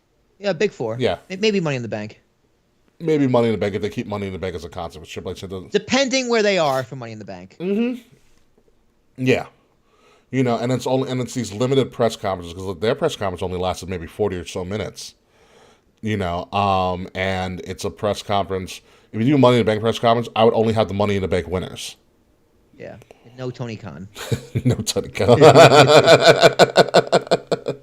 No Tony Khan. There's also a good thing about the presser as well. So the first people there were Sami Zayn. Like, Roman didn't do the presser. It was Sami and Paul Heyman, which is really cool. Oh, God. Well, here's the great thing. Paul Heyman didn't speak, really. He let Sami do a lot of the speaking. And Paul Heyman just would add emphasis to whatever Sami was saying if he needed to. Which is brilliant. And you learn a funny fact about Sami Zayn. So Sami Zayn's first experience to wrestling was Survivor Series 97 in Montreal. Really? Yeah. What an introduction. Yeah. That's the first wrestling show he ever watched. Most successful Survivor Series, the highest buy rate on pay-per-view, was 98. Yeah. Deadly Games. Deadly Games. Deadly Games! So. Corporate Rock. Oh, yes, correct. Deadly Games tournament. Yeah, destroyed Mick Foley for the first time. Yeah, that did happen. All right, so let's move on. Again, Survivor Series War Games, great. Let's move on to NXT real quick and to Will's favorite new match, Iron Survivor. Do you remember the rules of Iron Survivor? I bet you don't. Kind of. There's a penalty box. Let me see if I get this right. 2 people start. Mm-hmm. Right? Every 5 minutes, a new person comes in, so it's 5 people. And it's the most pinfalls wins. If you get pinned, you go in the penalty box for 90 seconds. How long is the match? 25 minutes. I believe you are correct. Let's look at these official rules again. Wow, that's a picture of Gigi Dolan, which is great. Always a big fan. Yeah. Always a big fan. Let me look up these Iron Survivor rules real quick. By the way, the Iron Survivor panel. So they brought in Hall of Famers to do like essentially a selection show for all of the Iron Survivor people. So who was on? Do you know who was on this panel? Derek Jeter. No. Don Mattingly. And Don Zimmer. No, none of them. None of them at all. So you had X-Pac, obviously. Road Dogg. Road Dogg again. DX minus Billy. Yeah. DX minus Billy. The ghost of China. Alundra Blaze was also on there as well. Alundra Blaze, a.k.a. Medusa. Cool. And Molly Holly. Good old Molly Holly. Which I love Molly Holly. I think she's all. I don't know why Molly Holly's not a coach for them. Because she could wrestle. I think she doesn't want to. That's true. Also, have you seen Dominic Dijakovic come back? I have You not. haven't seen Terminator Dominic? No. Terminator, or it's actually Dijak he's going by. He's not going by Dijakovic, he's going by Dijak. Oh, he's back to his guy's real name again. Mm-hmm. Awesome. Good for him. Yeah. Welcome back to World of the Living, sir. How's Reggie doing with his like Swifty gimmick? We're not talking about that. I refuse. That bad? So bad. You never saw the video? Bad? No, I didn't need to. I saw the picture you sent me. No. Has he been seen since? I didn't want. I actually went to the movies last night, so I did not watch last night's NXT. Oh, what'd you see? We'll talk about it on the post show. I saw Glass Onion. Was it Glass Onion? How was it? We'll talk about it on the post show. Okay, I heard it was cheeks and it was ass. I've also heard it's amazing, so I don't know who to believe. So here we go. The Iron Survivor people in the men's match. You have Grayson Waller. You have Carmelo Hayes. You have crazy ass Joe Gacy. You have JD McCoy. Or formerly Jordan Devlin, but JD McCoy. And then you are going to have this wild card who no one knows yet for this. It's gotta be Reggie. Stop it. That's gotta be Reggie. Stop it. Stop it. I swear. He comes out with a fake Paul Bear and everything in flames come out. Oh no! Oh my god. That's hysterical. Help it's Jeff Jarrett for real though. God, I hate Jeff Jarrett. But Tyler Bay would be cool. Tyler Bay would be a good one. So you're pretty much right on the rules. Two superstars start every 5 minutes. Someone else will enter. Most falls to a finish. If you lose, you go into the penalty box for 90 seconds. Dude, if you take out the penalty box, I think it's a lot better. But where would you hold them? Just if you get pinned, that you get pinned. That just becomes like champ. It almost becomes like a scramble then. Yeah, the scramble was cool. I did like the scramble. The scramble, I think everyone started at once with the scramble. Yeah. So this one is intervals. This is intervals. Yeah. The penalty box is it's too confusing. There's too many clocks. That is also an issue. I don't know how they're gonna do that. That is very true. I still don't know, and I think I don't know if they ironed it out, no pun intended. I still don't know when the 25 minutes starts. Like, if they do it war game style where the 25 minutes don't start until, that person, till the last Dude, person that'd be such a long. That's an hour match, dude. That's so long. That is very true. It's gotta start after the first two come in. 'Cause it's two, then it's three more. That's 15 minutes. Yeah, Right, so you got 10 minutes with all five of them in there. true. Um, so, yeah, it's gonna be rough. So, deadline's gonna happen. JD McDonough, my fault, is Jordan Devlin's real name. JD McDonough, who's doing great character work as a fucking psychotic heel next to Joe Gacy. And so in the women's match also as well, again, there is another wild card spot, which we don't know who the wild card is going to be. But in the women's match, we have Zoe Stark, who finally came back from her knee injury, Cora Jade, who's actually dating Braun Breaker in real life, Roxanne Perez, everybody's favorite little munchkin, and Kiana James, who I'm very surprised is going to be in this match as well, because I feel like she's a little bit green and also a wild card, although Kiana James does have a great look to her. I will tell you about it. Like, we'll look up Kiana James and tell me what you think. Kiana and then James. How you spell James? Really? I'm just kidding. I was about to say.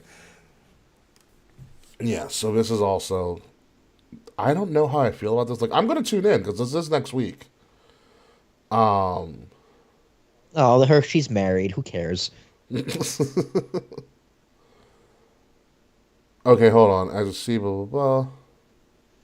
Damn, she's muscular. She's fit. Okay, so... She is fit. Oh, she's cute. She That's looks like a girl. She looks like a girl from Hofstra. Really? She does look like a Hofstra girl. All right, so the wild cards are going to be determined in triple threat matches next week. So it's not going to be a true wild card, and Tyler Bate isn't one of them. So the men's wild card slot is going to be against Von Wagner versus Axiom, who you obviously don't know. It's a masked person. And then Andre Chase of Chase U, which is still my favorite thing in the world. And then the women's wild card slot is going to be between Wendy Chu, Fallon Henley, and Indy Hartwell, which will be very, very interesting to see. What about Nikita Lyons? Where's my girl? I'm surprised Nikita Lyons isn't in this, to be honest with you. I mean, she's just all over Instagram. That's for sure. I still think Xia Li has the better Instagram these days. Xia Li also is all over Instagram. Yeah. She's like, hey, look at my ass in the gym. Like, okay. She's scary fit, though. Like, I would not want to fight her. Yeah, not at all. Not gonna lie. But yeah, also, didn't you say Mandy Rose just broke 400 days as champion? 400 days as champion. I saw that today on Facebook. That's pretty wild. I do know. I always forget she's in the company. Because you don't watch NXT, that's why. She's doing good stuff with Toxic Attraction. I'm interested to see when they bring her back to Raw and or SmackDown. Because to be honest with you, I think she's done a lot of what she could do in NXT. Yeah, she learned how to work. She learned how to work. She learned how to work at crowds. She's better at promos. And I want her to... Keto Lyons is so fucking curvy. She is. I want her to bring that NXT... I want her to bring that persona back up to Raw or SmackDown. I probably would say SmackDown. And I think I would love to see all of Toxic Attraction on SmackDown as well. Because I think I agree. I think you have enough for Raw. Yeah, SmackDown needs help. Yeah, I think you need to bring some heat on SmackDown. Which I think would be good for them. But also, the more women you do, the more they need that secondary title, or at least a title that's defended on TV. So for instance, like if you want to keep like your world titles being defended specifically on premium live events and have like a secondary title equivalent to like a US or an intercontinental title and just have them defended on TV, like a women's television championship or something like that, I think that would work for them. But the WWE still has this issue, I believe, Will, where their women's roster is starting to grow at a very rapid pace, and there's only minimal things to fight for, and the tag team championships aren't doing it. Is this NXT or WWE? WWE. Yeah, like you have this Becky Bailey feud, right? Mm-hmm. It's kind of like, who cares? It works because it's Becky and Bailey, and they're already names. Right, but who's Bianca going up against? That's the issue. That's an issue. Well, who's Ronda going to go up against? Who knows? I know Bianca. Who are the tag titles going to go up against? Their tag titles. Oh, Bianca came out in the presser officially and did say she wants to beat all the 4 horsewomen, and the only one left she has to beat is Charlotte. Charlotte. I mean, Charlotte's coming back. So she actually said she wants to face Rhea and or Charlotte at Mania. No, Charlotte's the match. No, I know Charlotte's. I think Rhea's Rumble. Charlotte is Mania. Yeah, I wouldn't mind seeing Rhea versus Ronda. I like that. I mean, they're both heels though. That wouldn't work. Yeah, Ronda can't play. I don't think Ronda. Oh, it's Becky Ronda. Duh. Yeah, because they never got their one-on-one. Dude, here's the thing though. Will people care for Becky Ronda? Yeah. Yes, because Becky will make them care. I trust Becky to tell the story. I do as well, but she's going to completely overshadow Ronda. I think that's the idea. Like, if she exposes Ronda even more, you're looking at middle of the card. You mean expose her like in the ring? Like, everywhere. Mm-hmm. In all aspects. That is the Ronda dilemma. Where how do you? Yeah, Becky will make us care about her. Yeah, but can we make her care about Ronda? That is an issue. How is Ronda gonna make us care? She can bury the fuck out of Ronda. That's for damn sure. Ronnie. I wanted to say Ronnie like all the time because I know I got under Ronda's skin. I don't know. That's where Ronda needs to, like I said, Ronda needs to start putting in a lot more work so that she doesn't have a match like that at War Games happen again. Because next time she's going to have a match, it's going to be at a premium live event. It's going to be at the Royal Rumble. That's next PLE. Yeah, and that's not going to be a forgiving crowd. That's what? That's that's 2 months from now. It's like 8 weeks. Yeah. So like she's got to pick it up and pick it up quick, because that performance was not what you'd expect out of a champion. Yeah, it was bad. And out of an attraction. It was bad. She's just got to get more comfortable in the ring again. That's really what it is. But I still think the more women you start to bring up the roster, which is great. I'm all for it. I also love Sarah Logan as the valet, being Valhalla now is her name. That's cool. She is Valhalla. But like, do you need something for these women on TV to fight for outside? Because like, their names aren't big enough yet to attract the general populace. Yeah, Shotzi's getting there. Shotzi's getting there because they started investing more in Shotzi. Like when Vince was around, they took away her tank and all of that stuff. She has to give her. They took her last name. Give her a year. Mm-hmm. No, she's creating her image, and I think that's why Triple H went with her for right now, because he wants to start to build her. And the talent's there on The talent's there on SmackDown. You got Shotzi, great talent. You got Lacey Evans, phenomenal character. You got Xia Li, who's just sexy and a badass and Chinese and different. Yeah, right? Checks a box. She's the first ever Chinese signee, I believe. Yeah. What else you got in that women's division? Zelina. Oh, you got Zelina, who's a great valet. You got Raquel, who's been not looking good. Not great lately, but there's still something to build there. It's talk about big fish in a small pond with NXT. She She was does. the one that got held back because remember they brought up Rhea and everybody else, and she was, Yeah, which is a total Triple H thing to do. There's always one person they held, but they had to hold it they back. had to, They had or to, else they wouldn't have a and it was the division. right thing to do because it was like, hey, Raquel, this is your division. Yeah, And then they changed to NXT 2.0, took the belt off her, and she faded away. She's- And they called her up out of nowhere. she's got to reestablish herself, which I think she can. She has a great. She's one of the more unique. She's one of the more unique. She has a unique presence. Yeah, she's big. She's big, she's huge, she's powerful, and she's just got to play up what she did on NXT on a more consistent basis. She's The problem is but they made her. Did she have a face run in NXT? I don't remember. It was a face run, but it was on the face. Brief? It was a face run, but it was under the premise of I'm a badass.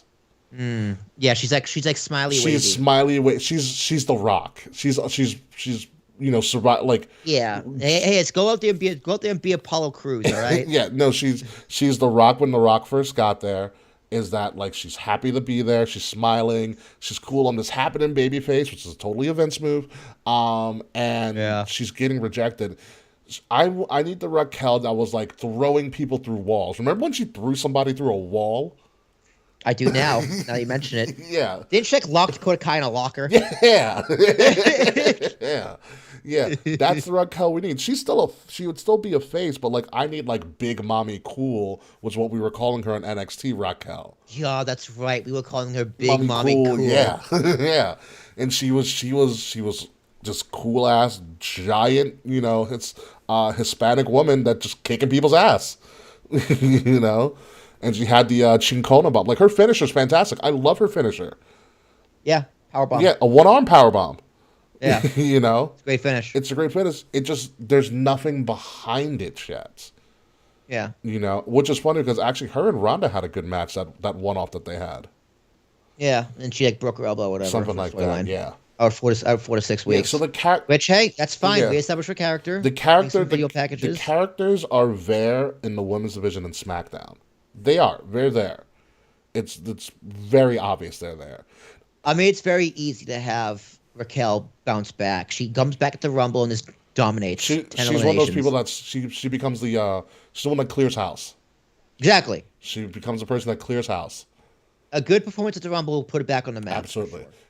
So the characters her and we have a stare down. Yeah, right itself. The characters are there in the SmackDown Women's division. You just have to develop those characters and need to get more TV time. Yeah. TV time. Give them time. It's that simple. But like there's a good nucleus there of young talent that they can run with for a very, very long time.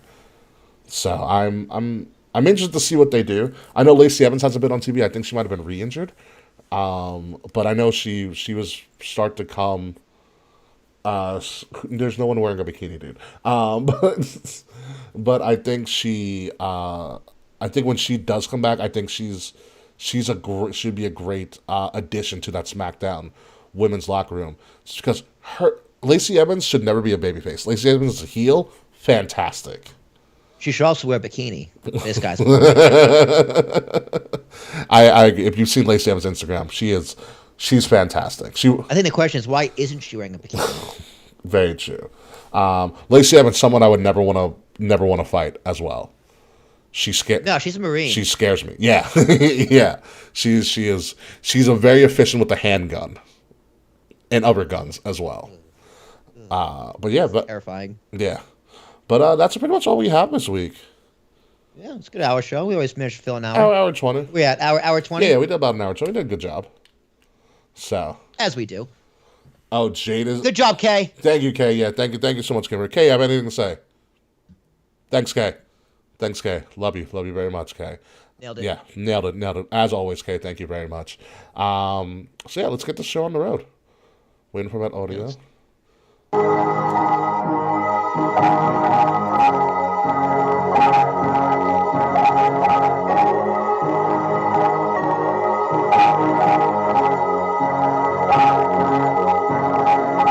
Ladies and and gentlemen, you have been listening to Kings of the Rings podcast, episode number 318, Armistice. I am your host, King Ricky Rose. You can find me in Ambassador Biggs across all media outlets, BIGZ, Ambassador Biggs. Find our show here, Kings of the Rings podcast, at KOTR_podcast on Facebook, on Instagram, on Twitter, on YouTube, all over social media, at, again, KOTR_podcast. Like, share, subscribe. Please leave us some reviews. Hit that thumbs up button if you may. The links to all of our stuff are in the description below, including a link to our merchandise website, which I will reveal to you for the first time today for the entire holiday season, all the way through the first 7 days of January.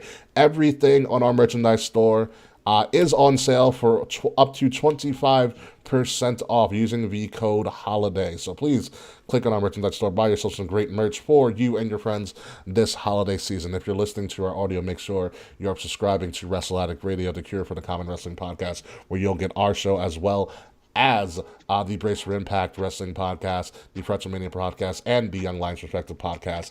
Follow Wrestle Addict Radio socials at Addict_Wrestle on Twitter and Wrestle Addict Radio everywhere else on social media. Again, the links to all of that are in the description below. Will Tarashak, what do you got for me? Oh, man, I'm so glad I don't owe $200,000 of child support a month. Kanye West owes $200,000 to his more rich and famous wife in child support. What kind of fucking country do we live in? I have some information about how they calculate child support. It's very fucked up.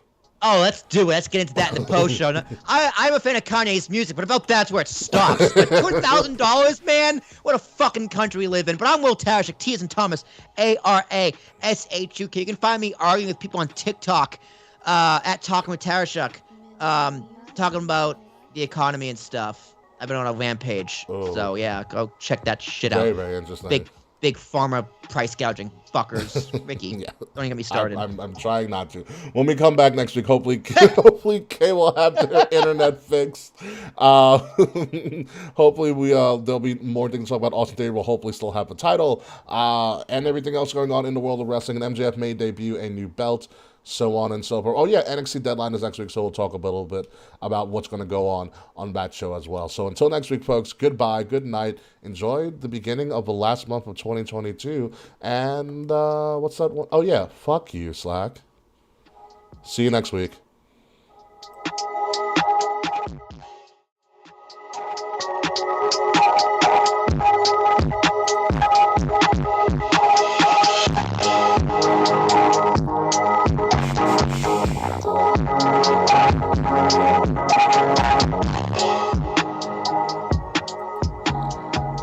Oh yeah. Oh, yeah, that's right. So, what the fuck happened? Kanye West owes $200,000 in child support. That's a lot. So, hold on. I gotta pull up this video. I gotta find it because it'll explain a lot more than me. There's this woman I follow on TikTok and on Instagram. She's called The Advocate. Ooh. Number one, she's a gorgeous woman. Gorgeous strawberry blonde woman.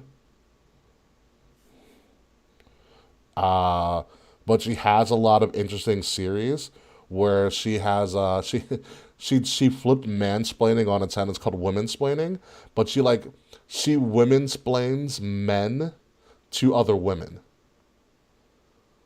How's that work? It's great. I'll see if I can play one for you. It's like womansplaining men to women, when womansplaining women to men. But she also, her husband also was recently diagnosed with ADHD. So she posts a lot of things she's learned about dealing with someone who has adult ADHD and how to better communicate with them. At this rate, who doesn't have ADHD? People be like, I have anxiety. It's like, yeah, dude, get in line. The difference between anxiety and what makes it kind of really a thing. I do actually have clinically diagnosed anxiety. I actually took medication for it, but it's like, yeah, bro, everyone has anxiety. Yeah, it's a matter of it for you. That means it's called being a millennial. For you, it's the fact that it probably when your anxiety kicks in, it takes away from your day to day. Oh yeah, yeah, no, it fucks you up. Me at my worst when I was in high school. Was it test anxiety? No, it was social anxiety. It was a lot of things. Oh, that's so rough. it was to the point where I couldn't eat. Like I was so anxious, I just lost my appetite. Goodness. I got so thin, like my veins were popping out of my arms, and I was like visibly shaking at times because I was so anxious.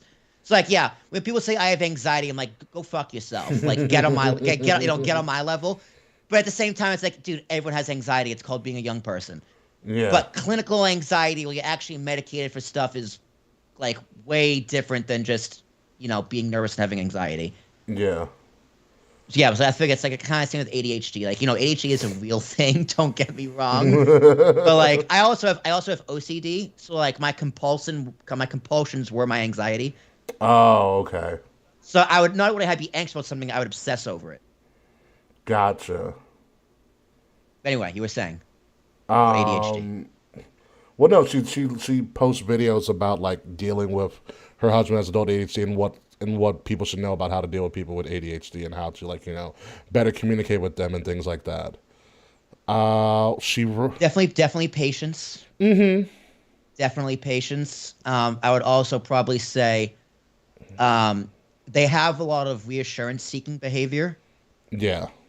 So you can't cave into that. Like for someone with anxiety, they're always seeking assurance and like, is everything okay? Is everything okay? You cannot give into that and play that game. You think you're helping. It's like a hit. It's like a dopamine hit. Yeah. Let me see. In defense of short kings. What is female? What is this one? Oh no, not this. Oh, here we go. It's called Men Pay to Be Fathers. I'll see if I can bump up the audio for you to be able to hear. Judge said I can only see my daughter on weekends, so I got a job at her school. Now I see her Monday through Friday and get to have lunch with her. This right here is, one, pretty much the same reason I married my husband, and two, the reason I talk about this stuff. When my husband found out he was going to be a father in his early 20s, he left his job, family, and friends to move hundreds of miles away to be as close as he possibly could be to this child, to see him every day. And what happened? Family court did the same thing, gave him just every other weekend. Yeah, this man turned his whole life around to get a house a mile away from the mother with an extra bedroom just to see his kid 4 days a month. And this was years before he met me, for all the bitter people who think that men only step up to impress their girlfriends. And so now what's going to happen to this man is, because he's been given the most bare bones parenting time schedule, he's also going to have to pay the maximum amount of child support. And whether it's a public or private school, he's probably taking a pay cut to take this job. And so what the child support office is going to do is calculate his child support at his potential income, what he was earning before, not at his current income. That means this man's child support could be calculated at, say, a $70,000 a year income when he's only making $40K, all of which, by the way, is giving a huge chunk of money to the state. So basically, this man and many men like him are lining the pockets of so many people just to be a present father. It's time for family courts to stop assuming all men will be deadbeats when there are hundreds of fathers just like this one fighting to stay in their kids' lives. And remember this clip every time you disrespect a father just because he doesn't have... Judge said I can only... Just because doesn't have custody, but yeah. Yeah, dude, I know... That's the crazy part about it. It's like your potential... Like, who are you to say what my potential maximum income is? Yeah, but what's my perceived value? Yeah. Well, dude, I know, like, in society we talk a lot about how women are this, women are that, it's unfair in this way and that way, which, don't get me wrong, a lot of it, if not all of it's true, but people do not like to talk about how fucked up child support in the court system is against men in divorce court, alimony, and like seeing their children. It's so fucked up how much like monopoly women have on that. And I get it. Women are more important for childhood development and raising and whatnot. Theoretically. Yes. And I would say in practice, I'd say for the most part, mothers are more important than fathers, but fathers are just also super important, and men get fucked in that system. It makes me so mad. Yeah, I didn't know all about this perceived income thing, obviously, because I don't come from a blended or mixed family or anything like that. But like when I listened to her, I was like, wow, that's fucking nuts. Yeah. The courts fuck over the men so hard. Something I knew about something like that is I've listened to Titus, and Christopher Titus, he comes from a pretty crazy background where he knows all about the courts, and he's been divorced. So, and divorce and had to deal, the separation of children and stuff. And so that's also crazy in of itself too. But yeah, that's That's wild. Yeah, no, that's my biggest fear. Yeah. Divorce. Divorce with a kid. Because they're gonna take half your money and then child support, and it always even like unless and like even if the wife or the woman makes more, she will pay a fraction of what the man would pay if he made more in child support. Yeah, no, it's she has some great stuff. I'll try to let me see if I can find you a good women's planning one that I've thoroughly enjoyed. Um, Like people. I also the Beyblade thing was so funny with Allison there. I'm just seeing this picture right Oh, now. We didn't get to talk about Beyblades. Beyblade theory. That was kind of weird. That was very, very weird. Well, I bet Triple H was like, "Oh, we need someone to promo these Beyblades for. Who in this roster probably played with Beyblades? Bobby's in his 40s, probably not. Seth got laid, definitely not. Austin Theory. You're 24. I guess close enough."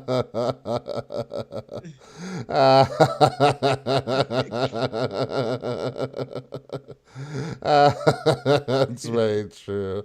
I love this. Mom went to the NWO. We have the NWO at home. Let me see. Oh, here we go. Womansplaining men to women. They don't want to chase you. This is a fun one. Men don't want to chase you. They don't want to play chase at all. They want to play tag. They want someone who's going to get them back. They want someone who's going to make them faster, stronger, more strategic, someone who's going to challenge them. Like, imagine being a kid at a playground and another kid comes up to you and asks if you want to play, and you're like, what do you want to play? And they're like, chase. And you're like, cool, how's that go? I chase you, and then what? And then they're like, and then you just keep chasing me forever. What the shit is that? This is the most boring game ever. If you want to chase, chase back. Men don't want to. They don't want to play. So she's fun. She's a fun little thing, but also, oh yeah, I saw Glass Onion. What'd you think? I loved Knives Out. Knives Out is just such an excellent movie. All right, so Glass Onion, from a murder mystery standpoint, it's not as clever as the first one. This one I think is funnier, because I think the cast is also funnier as well. Like Batista plays a Twitch streamer. He plays an extreme right-wing Twitch streamer that carries a gun wherever he goes. And it's like it's literally right next to his penis. So like they were in a pool and he comes out of the pool and he has the gun in his Speedos. That's pretty cool. And he just randomly fires off the gun whenever he wants. So it's a funnier. Batista's actually, I saw one of the previews.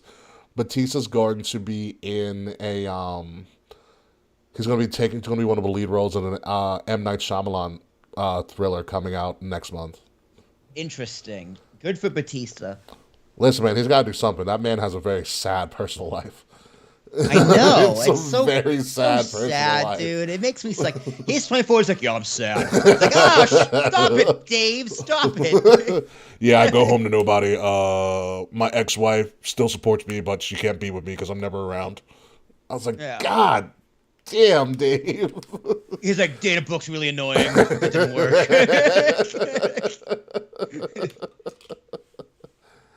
Oh man. So no, he's Batista, like that guard when he got Drax's Guardians, that really blew him up and like showed that he can act.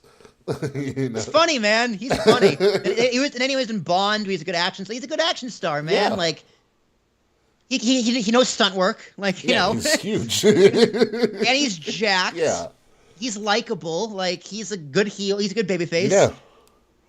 So yeah, no, good for Dave. But I think it's a funnier movie. This time around, they really play up the comedy. I just know two of my friends hated it. I just don't know why I didn't talk to them from about it. From like a murder mystery standpoint, it's not as clever, but it's still good. Dude, the first one was so clever. The first one was so good. You know what it was? It was because I was talking about this with my boss. Because I told her how I was going to go see the movie. It was more of like, it was the shock of the people playing the roles.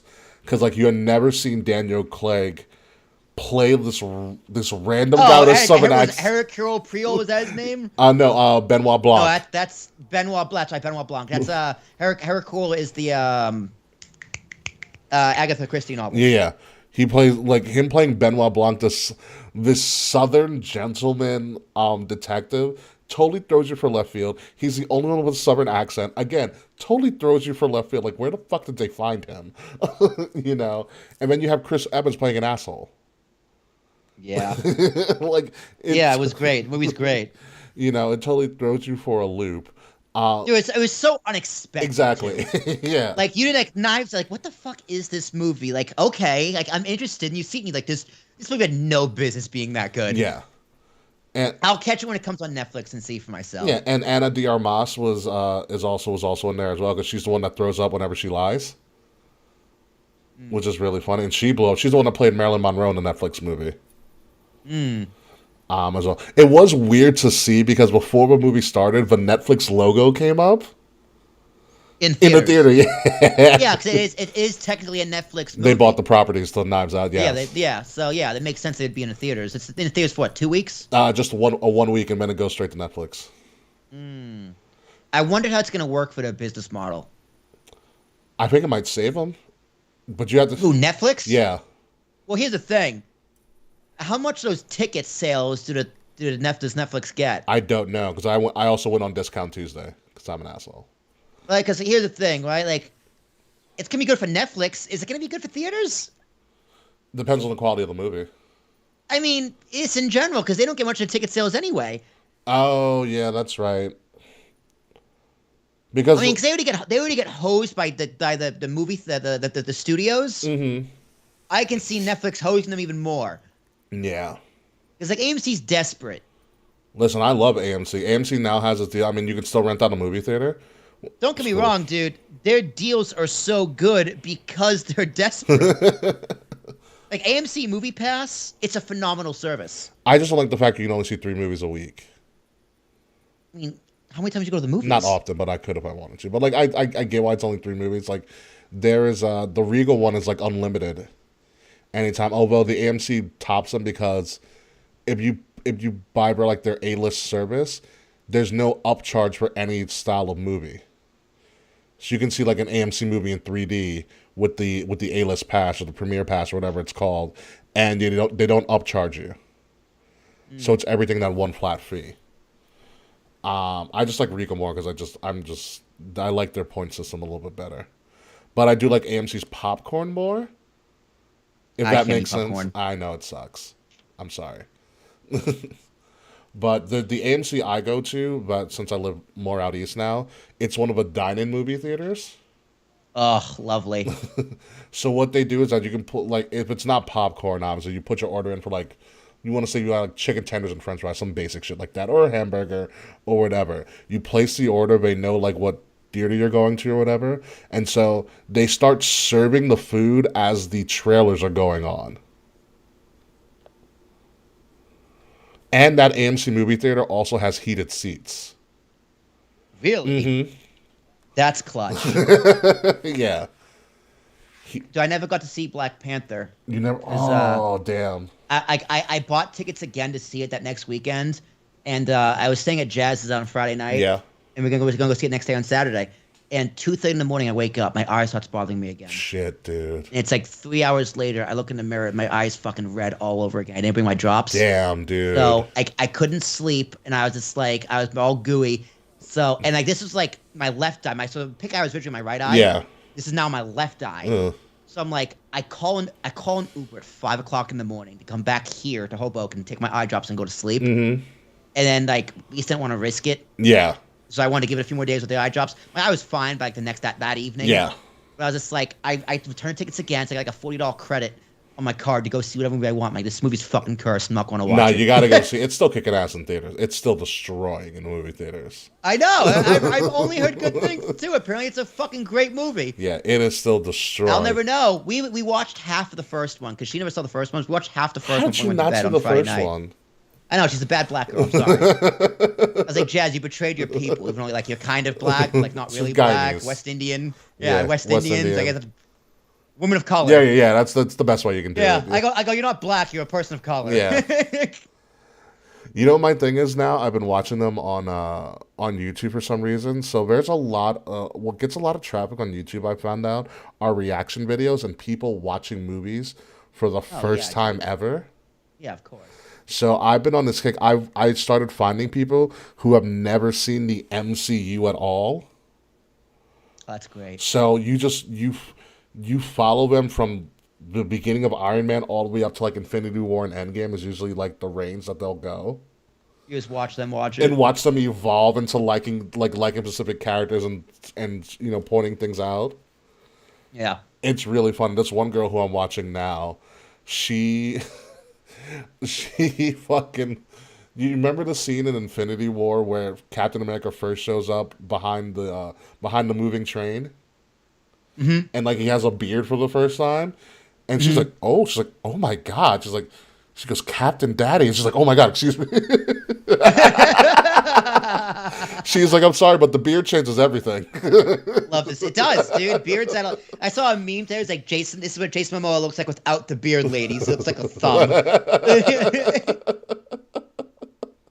It's terrible. Yeah, so no, it's funny to see them. It's funny to see people who have never seen the MCU before react, and to see them get invested, like out of nowhere, and also who they like as well.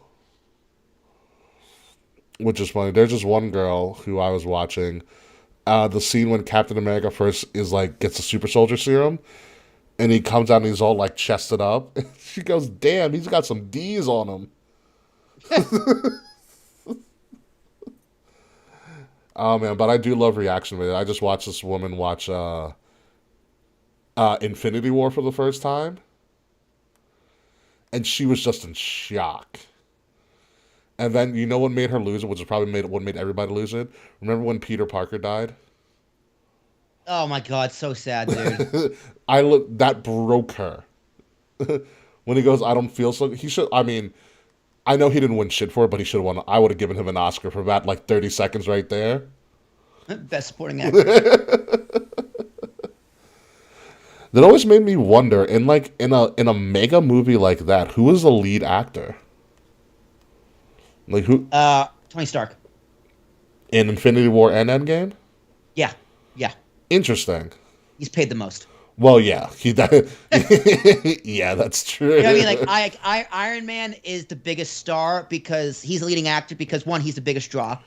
He also he's the biggest box office draw. He also has a great agent because the contract he renegotiated that too. midway through his Marvel run was fucking amazing. You know, his character has the arc.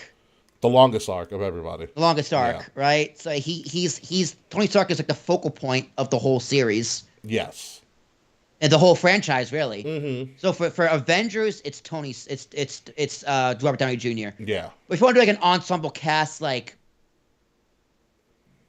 if I was gonna do the Expendables. Again. Right? Like even the first one. Who was the leading role of the first one? Well, Sly Stallone. Was it Sly? Was Sly the highest paid? Yeah. Well, he's the main character. Okay, well, yeah. They had a defined main character in that one. Yeah. Yeah. Good old Sly. Like if you want Departed, right? You got Matt Damon, you got DiCaprio, and you got Jack Nicholson. It's Matt Damon. Matt Damon. Like, who's the main character in that one? I mean, man, flip a coin. You can pick any of them. It's all three of them. It's all three of them the main characters. Their movie. Yeah. Matt Damon. Matt Damon. You saw Ragnarok, right? Like Thor Ragnarok? Yeah, I saw it once. Okay, do you remember the scene when they're like recreating they're doing like the play in Asgard? And it's like the fake Loki and the fake Thor, and one of them's Matt Damon.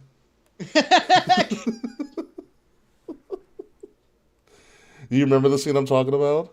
No, I don't. So there in Ragnarok, well, before Thor returns to Asgard for the first time in a long time, they show this play that they're doing. It's called like the Passion of Loki, because Loki's supposed to be dead, and we know he's not in this movie at least. And one of the actors it's Matt Damon playing Loki. That's pretty. That's excellent. They recreated Thor: Dark World. I forgot who the other actor was that plays Thor. Matt Damon, Loki. Matt Damon. It's so funny. It's so. It's such a funny cameo. Uh, in Ragnarok. Ragnarok is still one of my funny, like, one of the funnier MCU movies. Fake Thor in Ragnarok. Who? Oh, it's. Let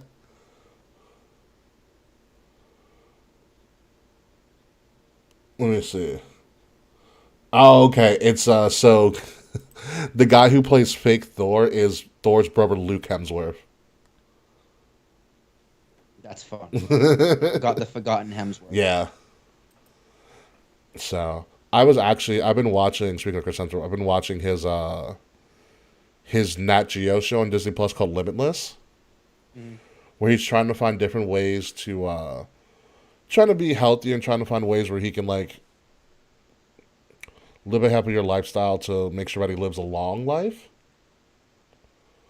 And so in I think the penultimate episode, he finds out that when he started this journey, he was working with like a longevity coach, and they ran a bunch of tests on him, and apparently he has the same gene marker on both sides of his family for Alzheimer's,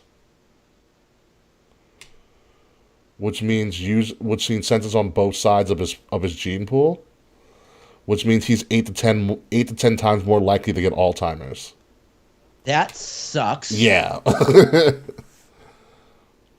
So, which is like after the show came out, he said he's like, yeah, I'm gonna take some time away from acting right now so I can enjoy my memories while I can. Yeah, so I can remember them. Yeah. He just recently came out and said, I was like, wow, that blows, dude. But he's been doing some interesting stuff on the show.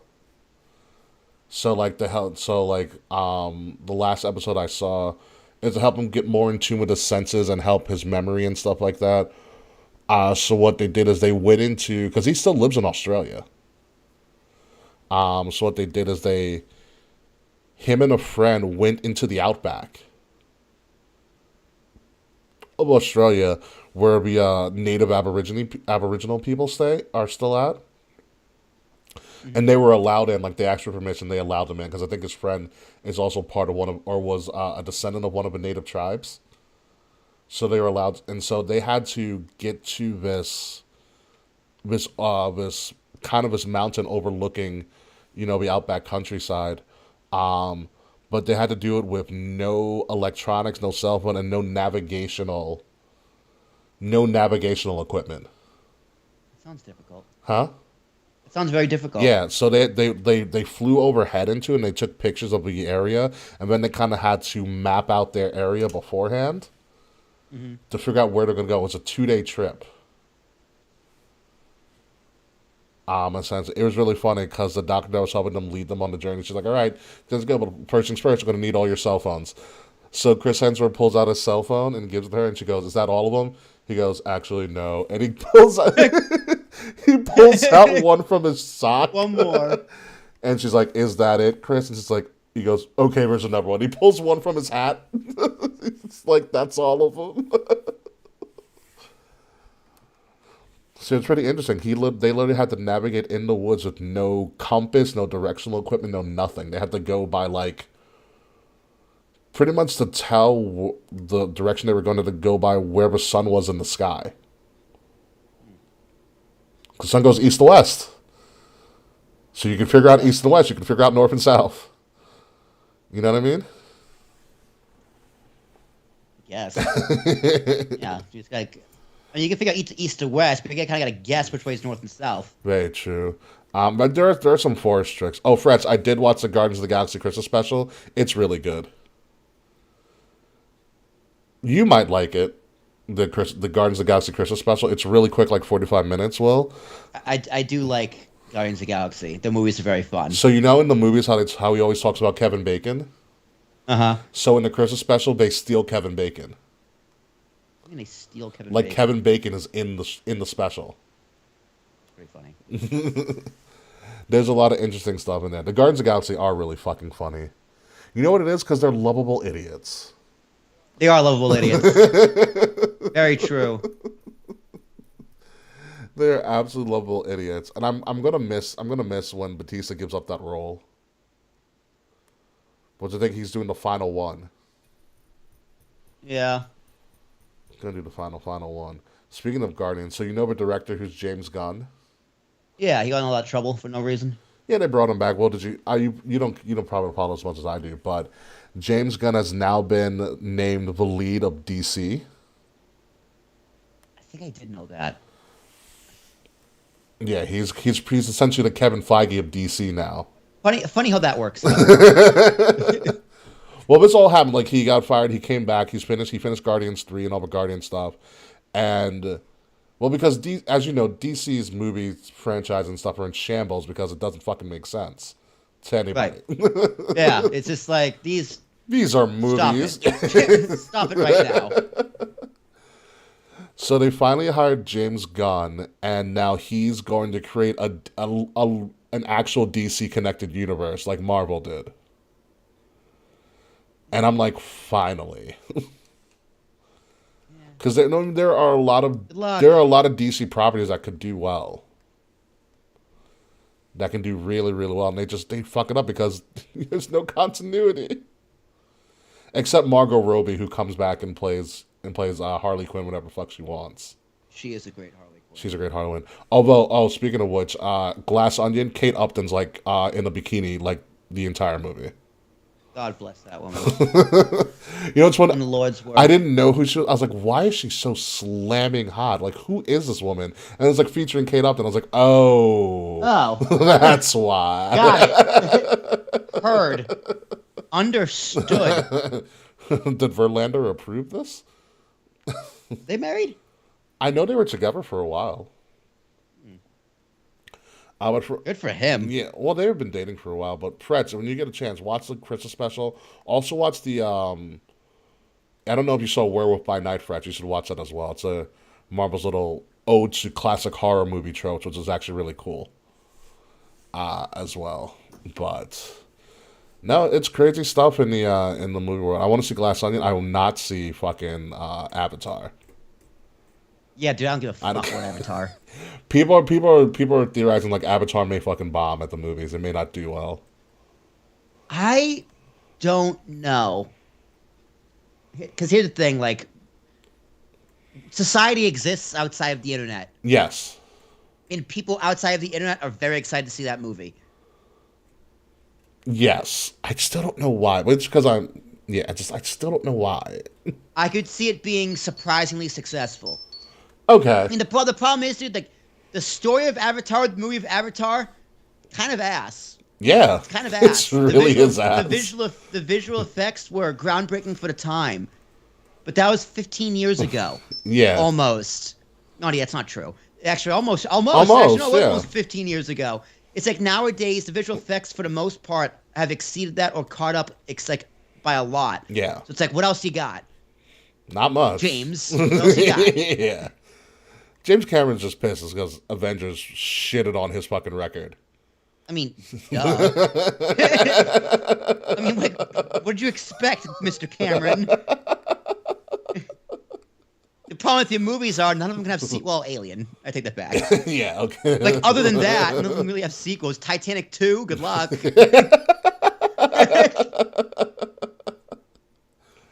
Oh my god. Yeah, no, there's some interesting theories going about because there's a lot of stuff. Like, you heard what Scorsese said? No.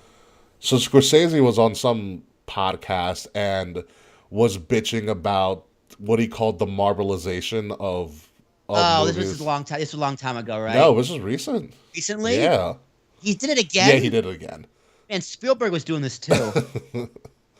Like, listen, Marty, if they called you to direct, like, I don't know, Supersonic Superman, whatever, 6, for $58 million, you wouldn't shut the fuck up. You'd do it.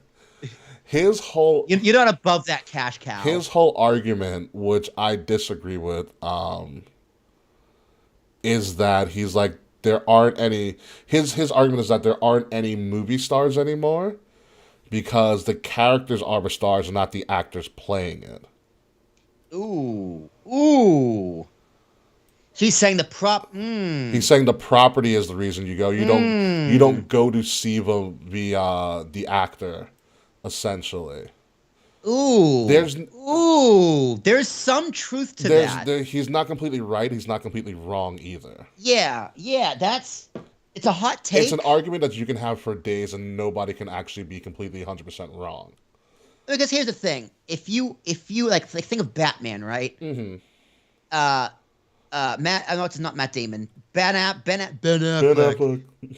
Bad Batman, and people stopped going to see those movies. Mm-hmm. But Robert Downey Jr., phenomenal Iron Man. Like Hugh Jackman, Daniel Craig, phenomenal Bond. Phenomenal Bond. In my opinion, the best Bond. In my opinion, I'd say the character lays. The property lays the strongest of strong foundations. Yes. Right? It's an iron tight foundation. But it's the actor's responsibility to build the rest of the house. Yeah, Samuel L. Jackson had a good take because he was asked about it obviously because he's Samuel L. fucking Jackson. And he was like, he goes, because him and Martin Scorsese are friends. He's like, I disagree with my friend. He's like, it takes an actor to bring these characters to life. Without the actor's performance, the character and shit. That's your argument with like Ben Affleck. Ben Affleck, shitty Batman. People stop seeing Batman. You know what I mean? Like Henry Cavill, pretty great Superman. And people started watching Superman. Like Henry Cavill's Superman did really well. But no, it does take Samuel L. Jackson's argument also was that if the actors become stars by playing these roles really well. Like for instance, let's take can you hear me well? Yeah, I got you. Let's take Harrison Ford. Harrison Ford is known for some iconic characters, right? But if his first big one, I think was Han, right? Han. Han. He had a few smaller roles, but his breakthrough was Han. If Harrison fucks up Han Solo, you think anybody's seeing Indiana Jones? No. You know what I mean? No, that's a great point. Like if Chris Hemsworth fucks up Captain America, no one cares about him in Knives Out. Or if Chris Hemsworth fucks up Thor, which he got close a couple of times, he doesn't get these other projects that he did, what I think he did for like Netflix and some other stuff that he's been doing. So it's a thing that like, yes, people do go see the characters and the story, which in my opinion isn't a bad thing. That's a lot of the time. That's a lot of reason why people tune into wrestling, because of a story. Something draws you in story-wise. But it still takes somebody's performance to, like you said, to build off of that groundwork. No, it's an interesting point. Well, I mean, if we're going to a deeper problem with Hollywood, where it's like original movies can't be made anymore because they don't make money. Which is what Jennifer Lopez was bitching about. Because it's like Jennifer Lopez. No one's really going to see your rom-coms anyways. I mean, facts. But you saw Matt Damon on Hot Ones, right? I did not know. So Matt Damon on Hot Ones made such a great point about this. He's like, it's not that people don't want to make original movies, but it's just that these movies can't. They don't sell, not because they're not good or not popular in theaters, because there's no DVD market. A lot of their money was not just made on the first wave in theaters; it was made even more money in the DVD resale, in the Blu-ray resale. After it was reviewed and people started talking about it, and so you can go out and buy it. Exactly. Or it was so good, like it's gonna be bought anyway. Mm-hmm. That back half of the market is gone. So to make an original movie as a director, you're putting in $400 million, just hoping you can break even. Yeah. For all the marketing and everything. Whereas with DVD sales, it's a safer bet. So in Hollywood, it's not that people don't want to make original movies or it's hard to make original movies. It's too big of a gamble. Yeah. So the properties are much safer, which makes total sense. That's why Fast and Furious keeps coming out. Exactly. It makes total sense. It makes total sense. Yeah. I don't know if you. Samuel L. Jackson actually went on record about why he did Snakes on a Plane, which is really funny. But he also talked about his career. I've seen this quote a couple times with Samuel L. Jackson. He talked about he never wanted his career to be about chasing a trophy. He's like, I'm going to do the roles that I enjoy doing. If I never get an Oscar, so be it, because I enjoy playing Nick Fury in Marvel, and I enjoy playing Mace Windu in Star Wars. Hey, man, fair And enough. that's what I want to do. I was like, wow, an honest actor. So, I do love Samuel. It's going to be a shame when he calls it quits. Yeah, I mean, he's getting up there in age. He's old. I know, but he's still going. But I love Samuel. Like, he's so good. He's so good. And he plays such good roles. Great actor. Yeah. And he's never out of work. Never out of work. So, have you seen the trailer for have you heard of the original House Party movie series back in like the 90s? No. Okay, it was more of an ethnic movie, but it's called House Party, where these two guys would throw essentially house parties and they'd get into shenanigans. Classic 90s tropes. You know, let's do something crazy while the parents aren't around. Uh-oh, what's going to happen now? Like that thing. It's like Grown Up Home Alone too. So again, it's another thing of properties. They are re-releasing a modern day house party, but so here's the premise, which is really fun, which I think is kind of entertaining. It's these two black guys who work for a house cleaning service, and so they're in charge of cleaning this property for like a weekend while the owner's not around, and the owner happens to be LeBron James. That's great. Awesome. So they have to they throw a house party in LeBron James's house while he's not there. That sounds fun. And it's the shows LeBron has a sense of humor. So in the trailer, they find they go into like a throne room or something like that, and there's a hologram of LeBron hyping LeBron up. Be like, LeBron, you are awesome. You know why? You're the best person ever. But it's like, oh my God, it's LeBron hyping up LeBron. So that's gonna be interesting. There's another trailer I saw, which is it's gonna make money in Massachusetts. Just shit. It's like these. It's Jane Fonda is making a new movie. But yeah, it's her and her three other elderly actresses, and apparently the big thing is they're big Tom Brady fans. Love Tom Brady and Rob Gronkowski, and so apparently this is based on a true story. These four like upper age women, elderly women, try to go to a Super Bowl that Tom Brady's in, and it's the Super Bowl where he comes back against the Falcons. Amazing. And apparently Rob Gronkowski's in the movie, and apparently Tom Brady is also in the movie, and it's the cheesiest thing ever. But it's called 80 and Brady. Ew.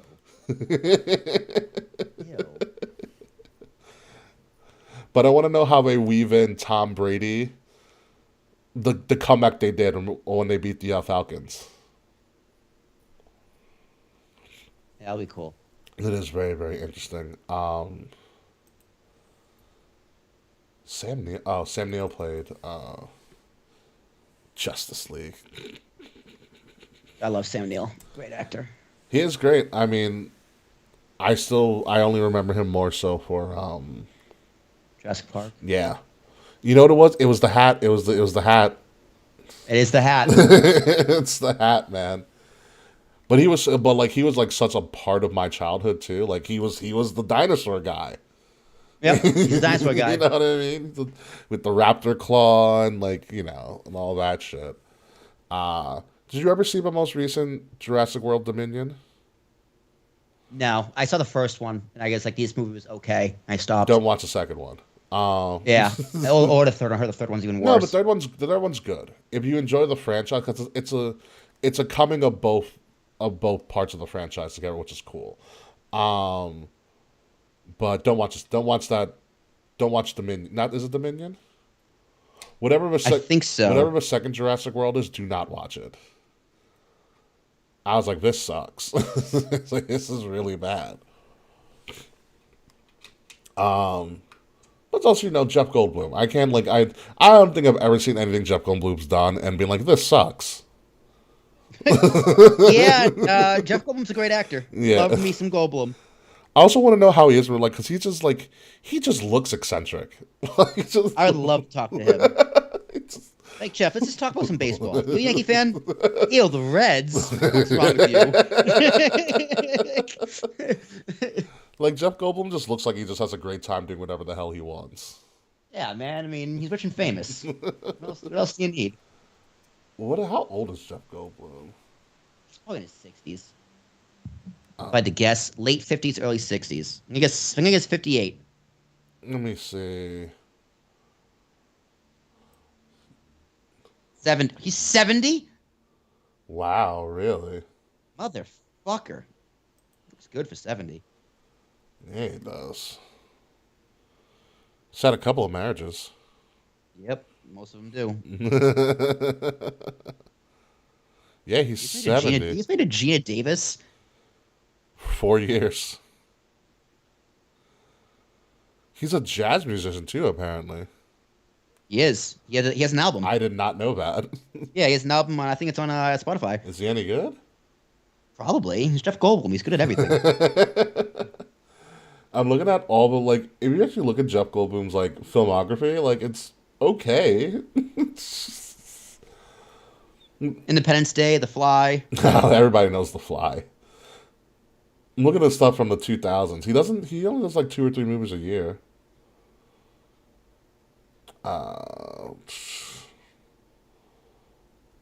He was in Resurgence? I did not know that. Oh, he is the Grandmaster. Is he the Grandmaster in Galaxy Volume? Oh, his closing credits cameo. Okay. Oh, he was in Hotel Artemis, which I did not see. Oh, his Fallen Kingdom is the second one. Don't see Fallen Kingdom. Dominion's the third one. Dominion's the third one. It's Fallen Kingdom. Do not see Fallen Kingdom. Dominion's the third one. It's got a lot of TV credits. Does he? Good for him. Oh, he's in a bunch of Jurassic Park video games. Boy, get them royalty money. And he's got 2 albums and a compilation. He's 2 out. Good man, Goldblum. God damn it, Goldblum. What a guy. He goes. What did he win? He hasn't won. Has he won anything big? Never won an Oscar.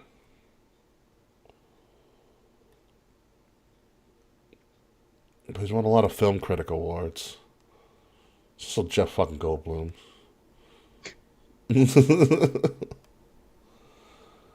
Gina Davis. Emil. Jesus Christ. Some reading on his personal life said in mid-2014, Goldblum became engaged to Emil Livingston, a Canadian Olympic rhythmic gymnast, 30 years his junior. So she's 40.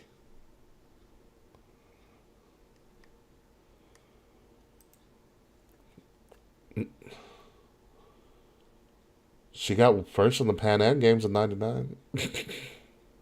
Oh, good for her. Yeah, right? I can't do that. Speaking of which, before we get out of here, because I'm about to go soon, how do you think Team USA does? You see, we made it past the elimination. We made it to the elimination round. Yeah. I don't know, man. I haven't been watching. I don't really care. They're the second youngest team in the World Cup, which means a lot of them will be back by the time we host it 4 years from now. It would be really funny, though, if America wins World Cup. It's a sport we don't even care about, and we enter it next time the defending champions. On American soil. On American soil. And be like, well, let's go. Listen, guys, it's the soccer cup now.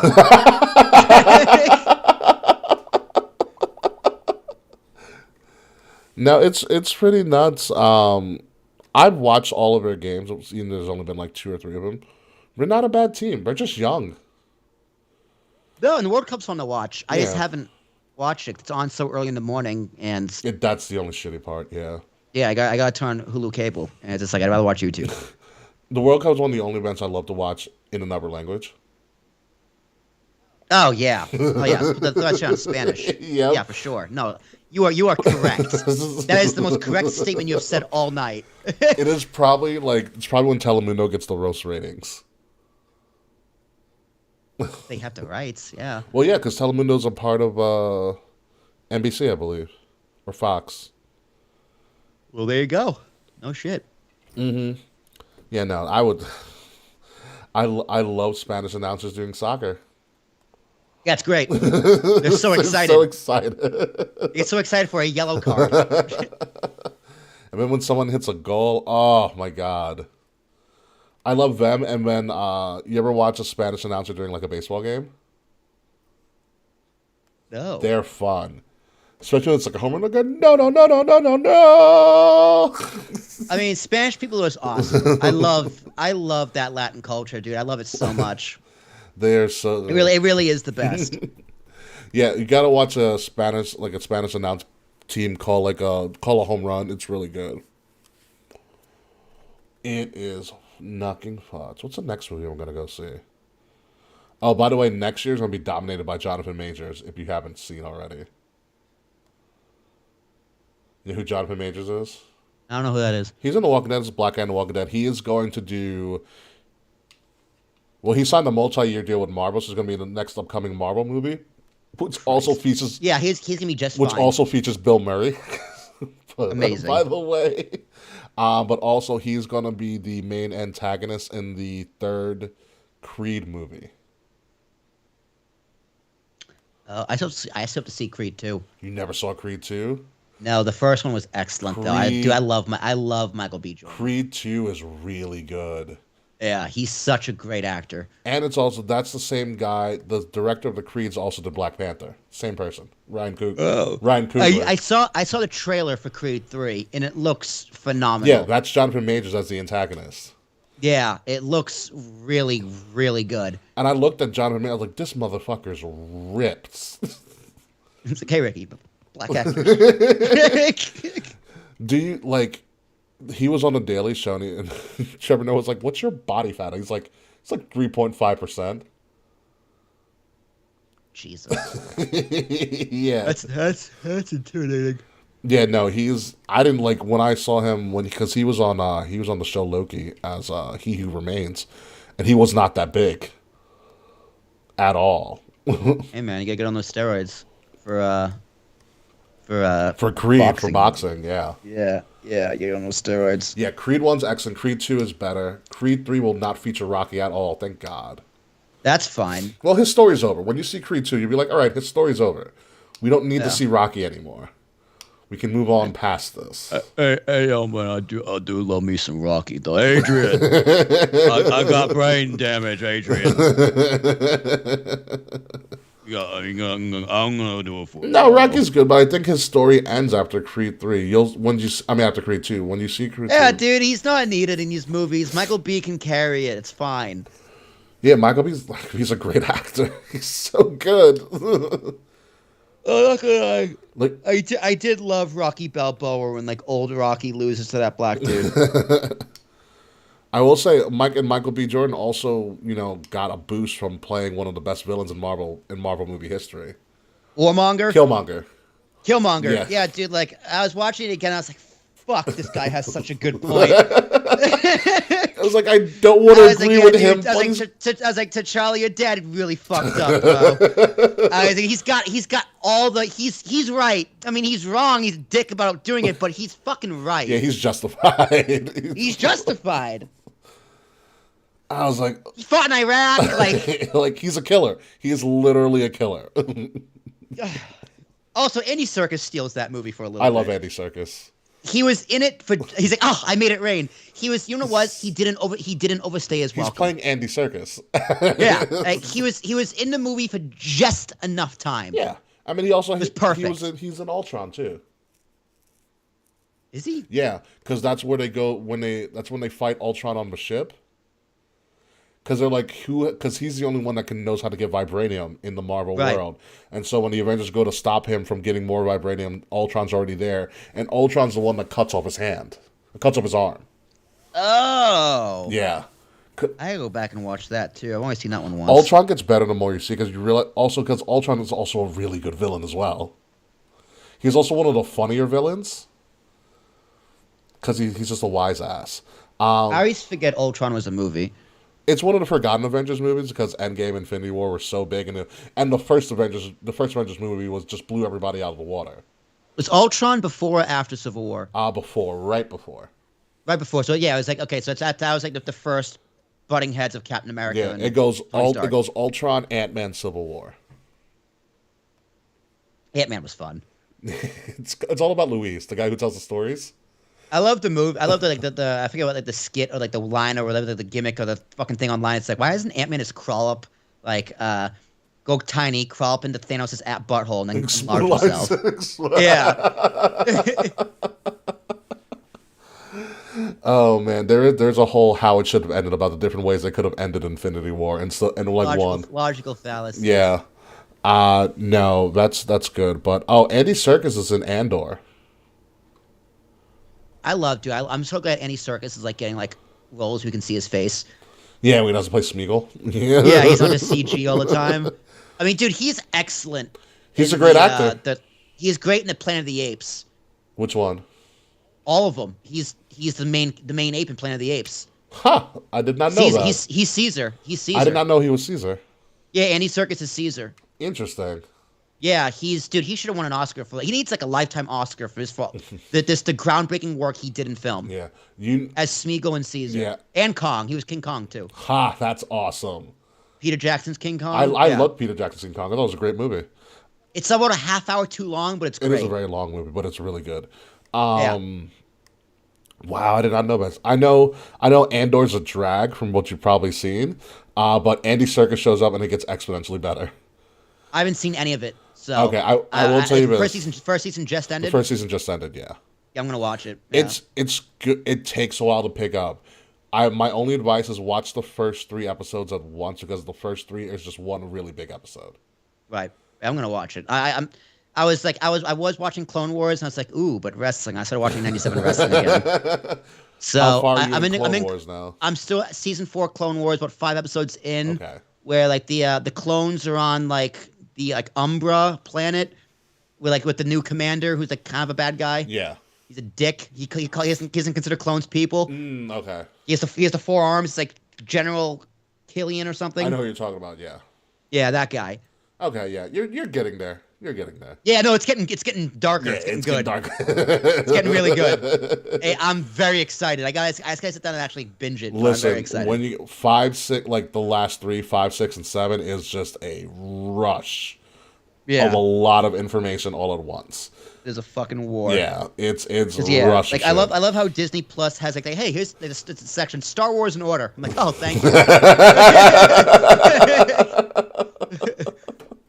They do the same thing for Marvel. They have like the Marvel in release order. You can watch it by phases, or you can watch it in like canonical order. Yeah. It's fucking great. I was like, wow, this is easy. I just wish they had. Yeah, dude. I wish they had the organizing your content. No shit. Yeah, I just wish they had the properties of Spider-Man. It's the only thing missing from their catalog. Dude, they are missing the Sam Raimi Spider-Man. Yeah, but they're missing or all the they're missing all the Spider-Man, Spider-Man. Sony will not give it up, and I don't blame them. Yeah, that's all they have left. Yeah. They're like, well, Microsoft fucked us with PlayStation. So we have Spider-Man and we have Spider-Man. We have Spider-Man and like Kratos. Listen, God of War could make a great movie series or a TV show. TV show for sure. Yeah. Yeah. God of War can be a successful one, but we'll see. Anywho, let me get out of here. Yeah, time to hop. I can finish watching more reaction videos. Thanks for watching. That dude who follows on Twitch. Thank you very Buy much. some merch. We have discounts and all that hot shit. Please. See you all later. Woo-hoo. Maybe Kay will come back. Maybe. Hopefully. Maybe.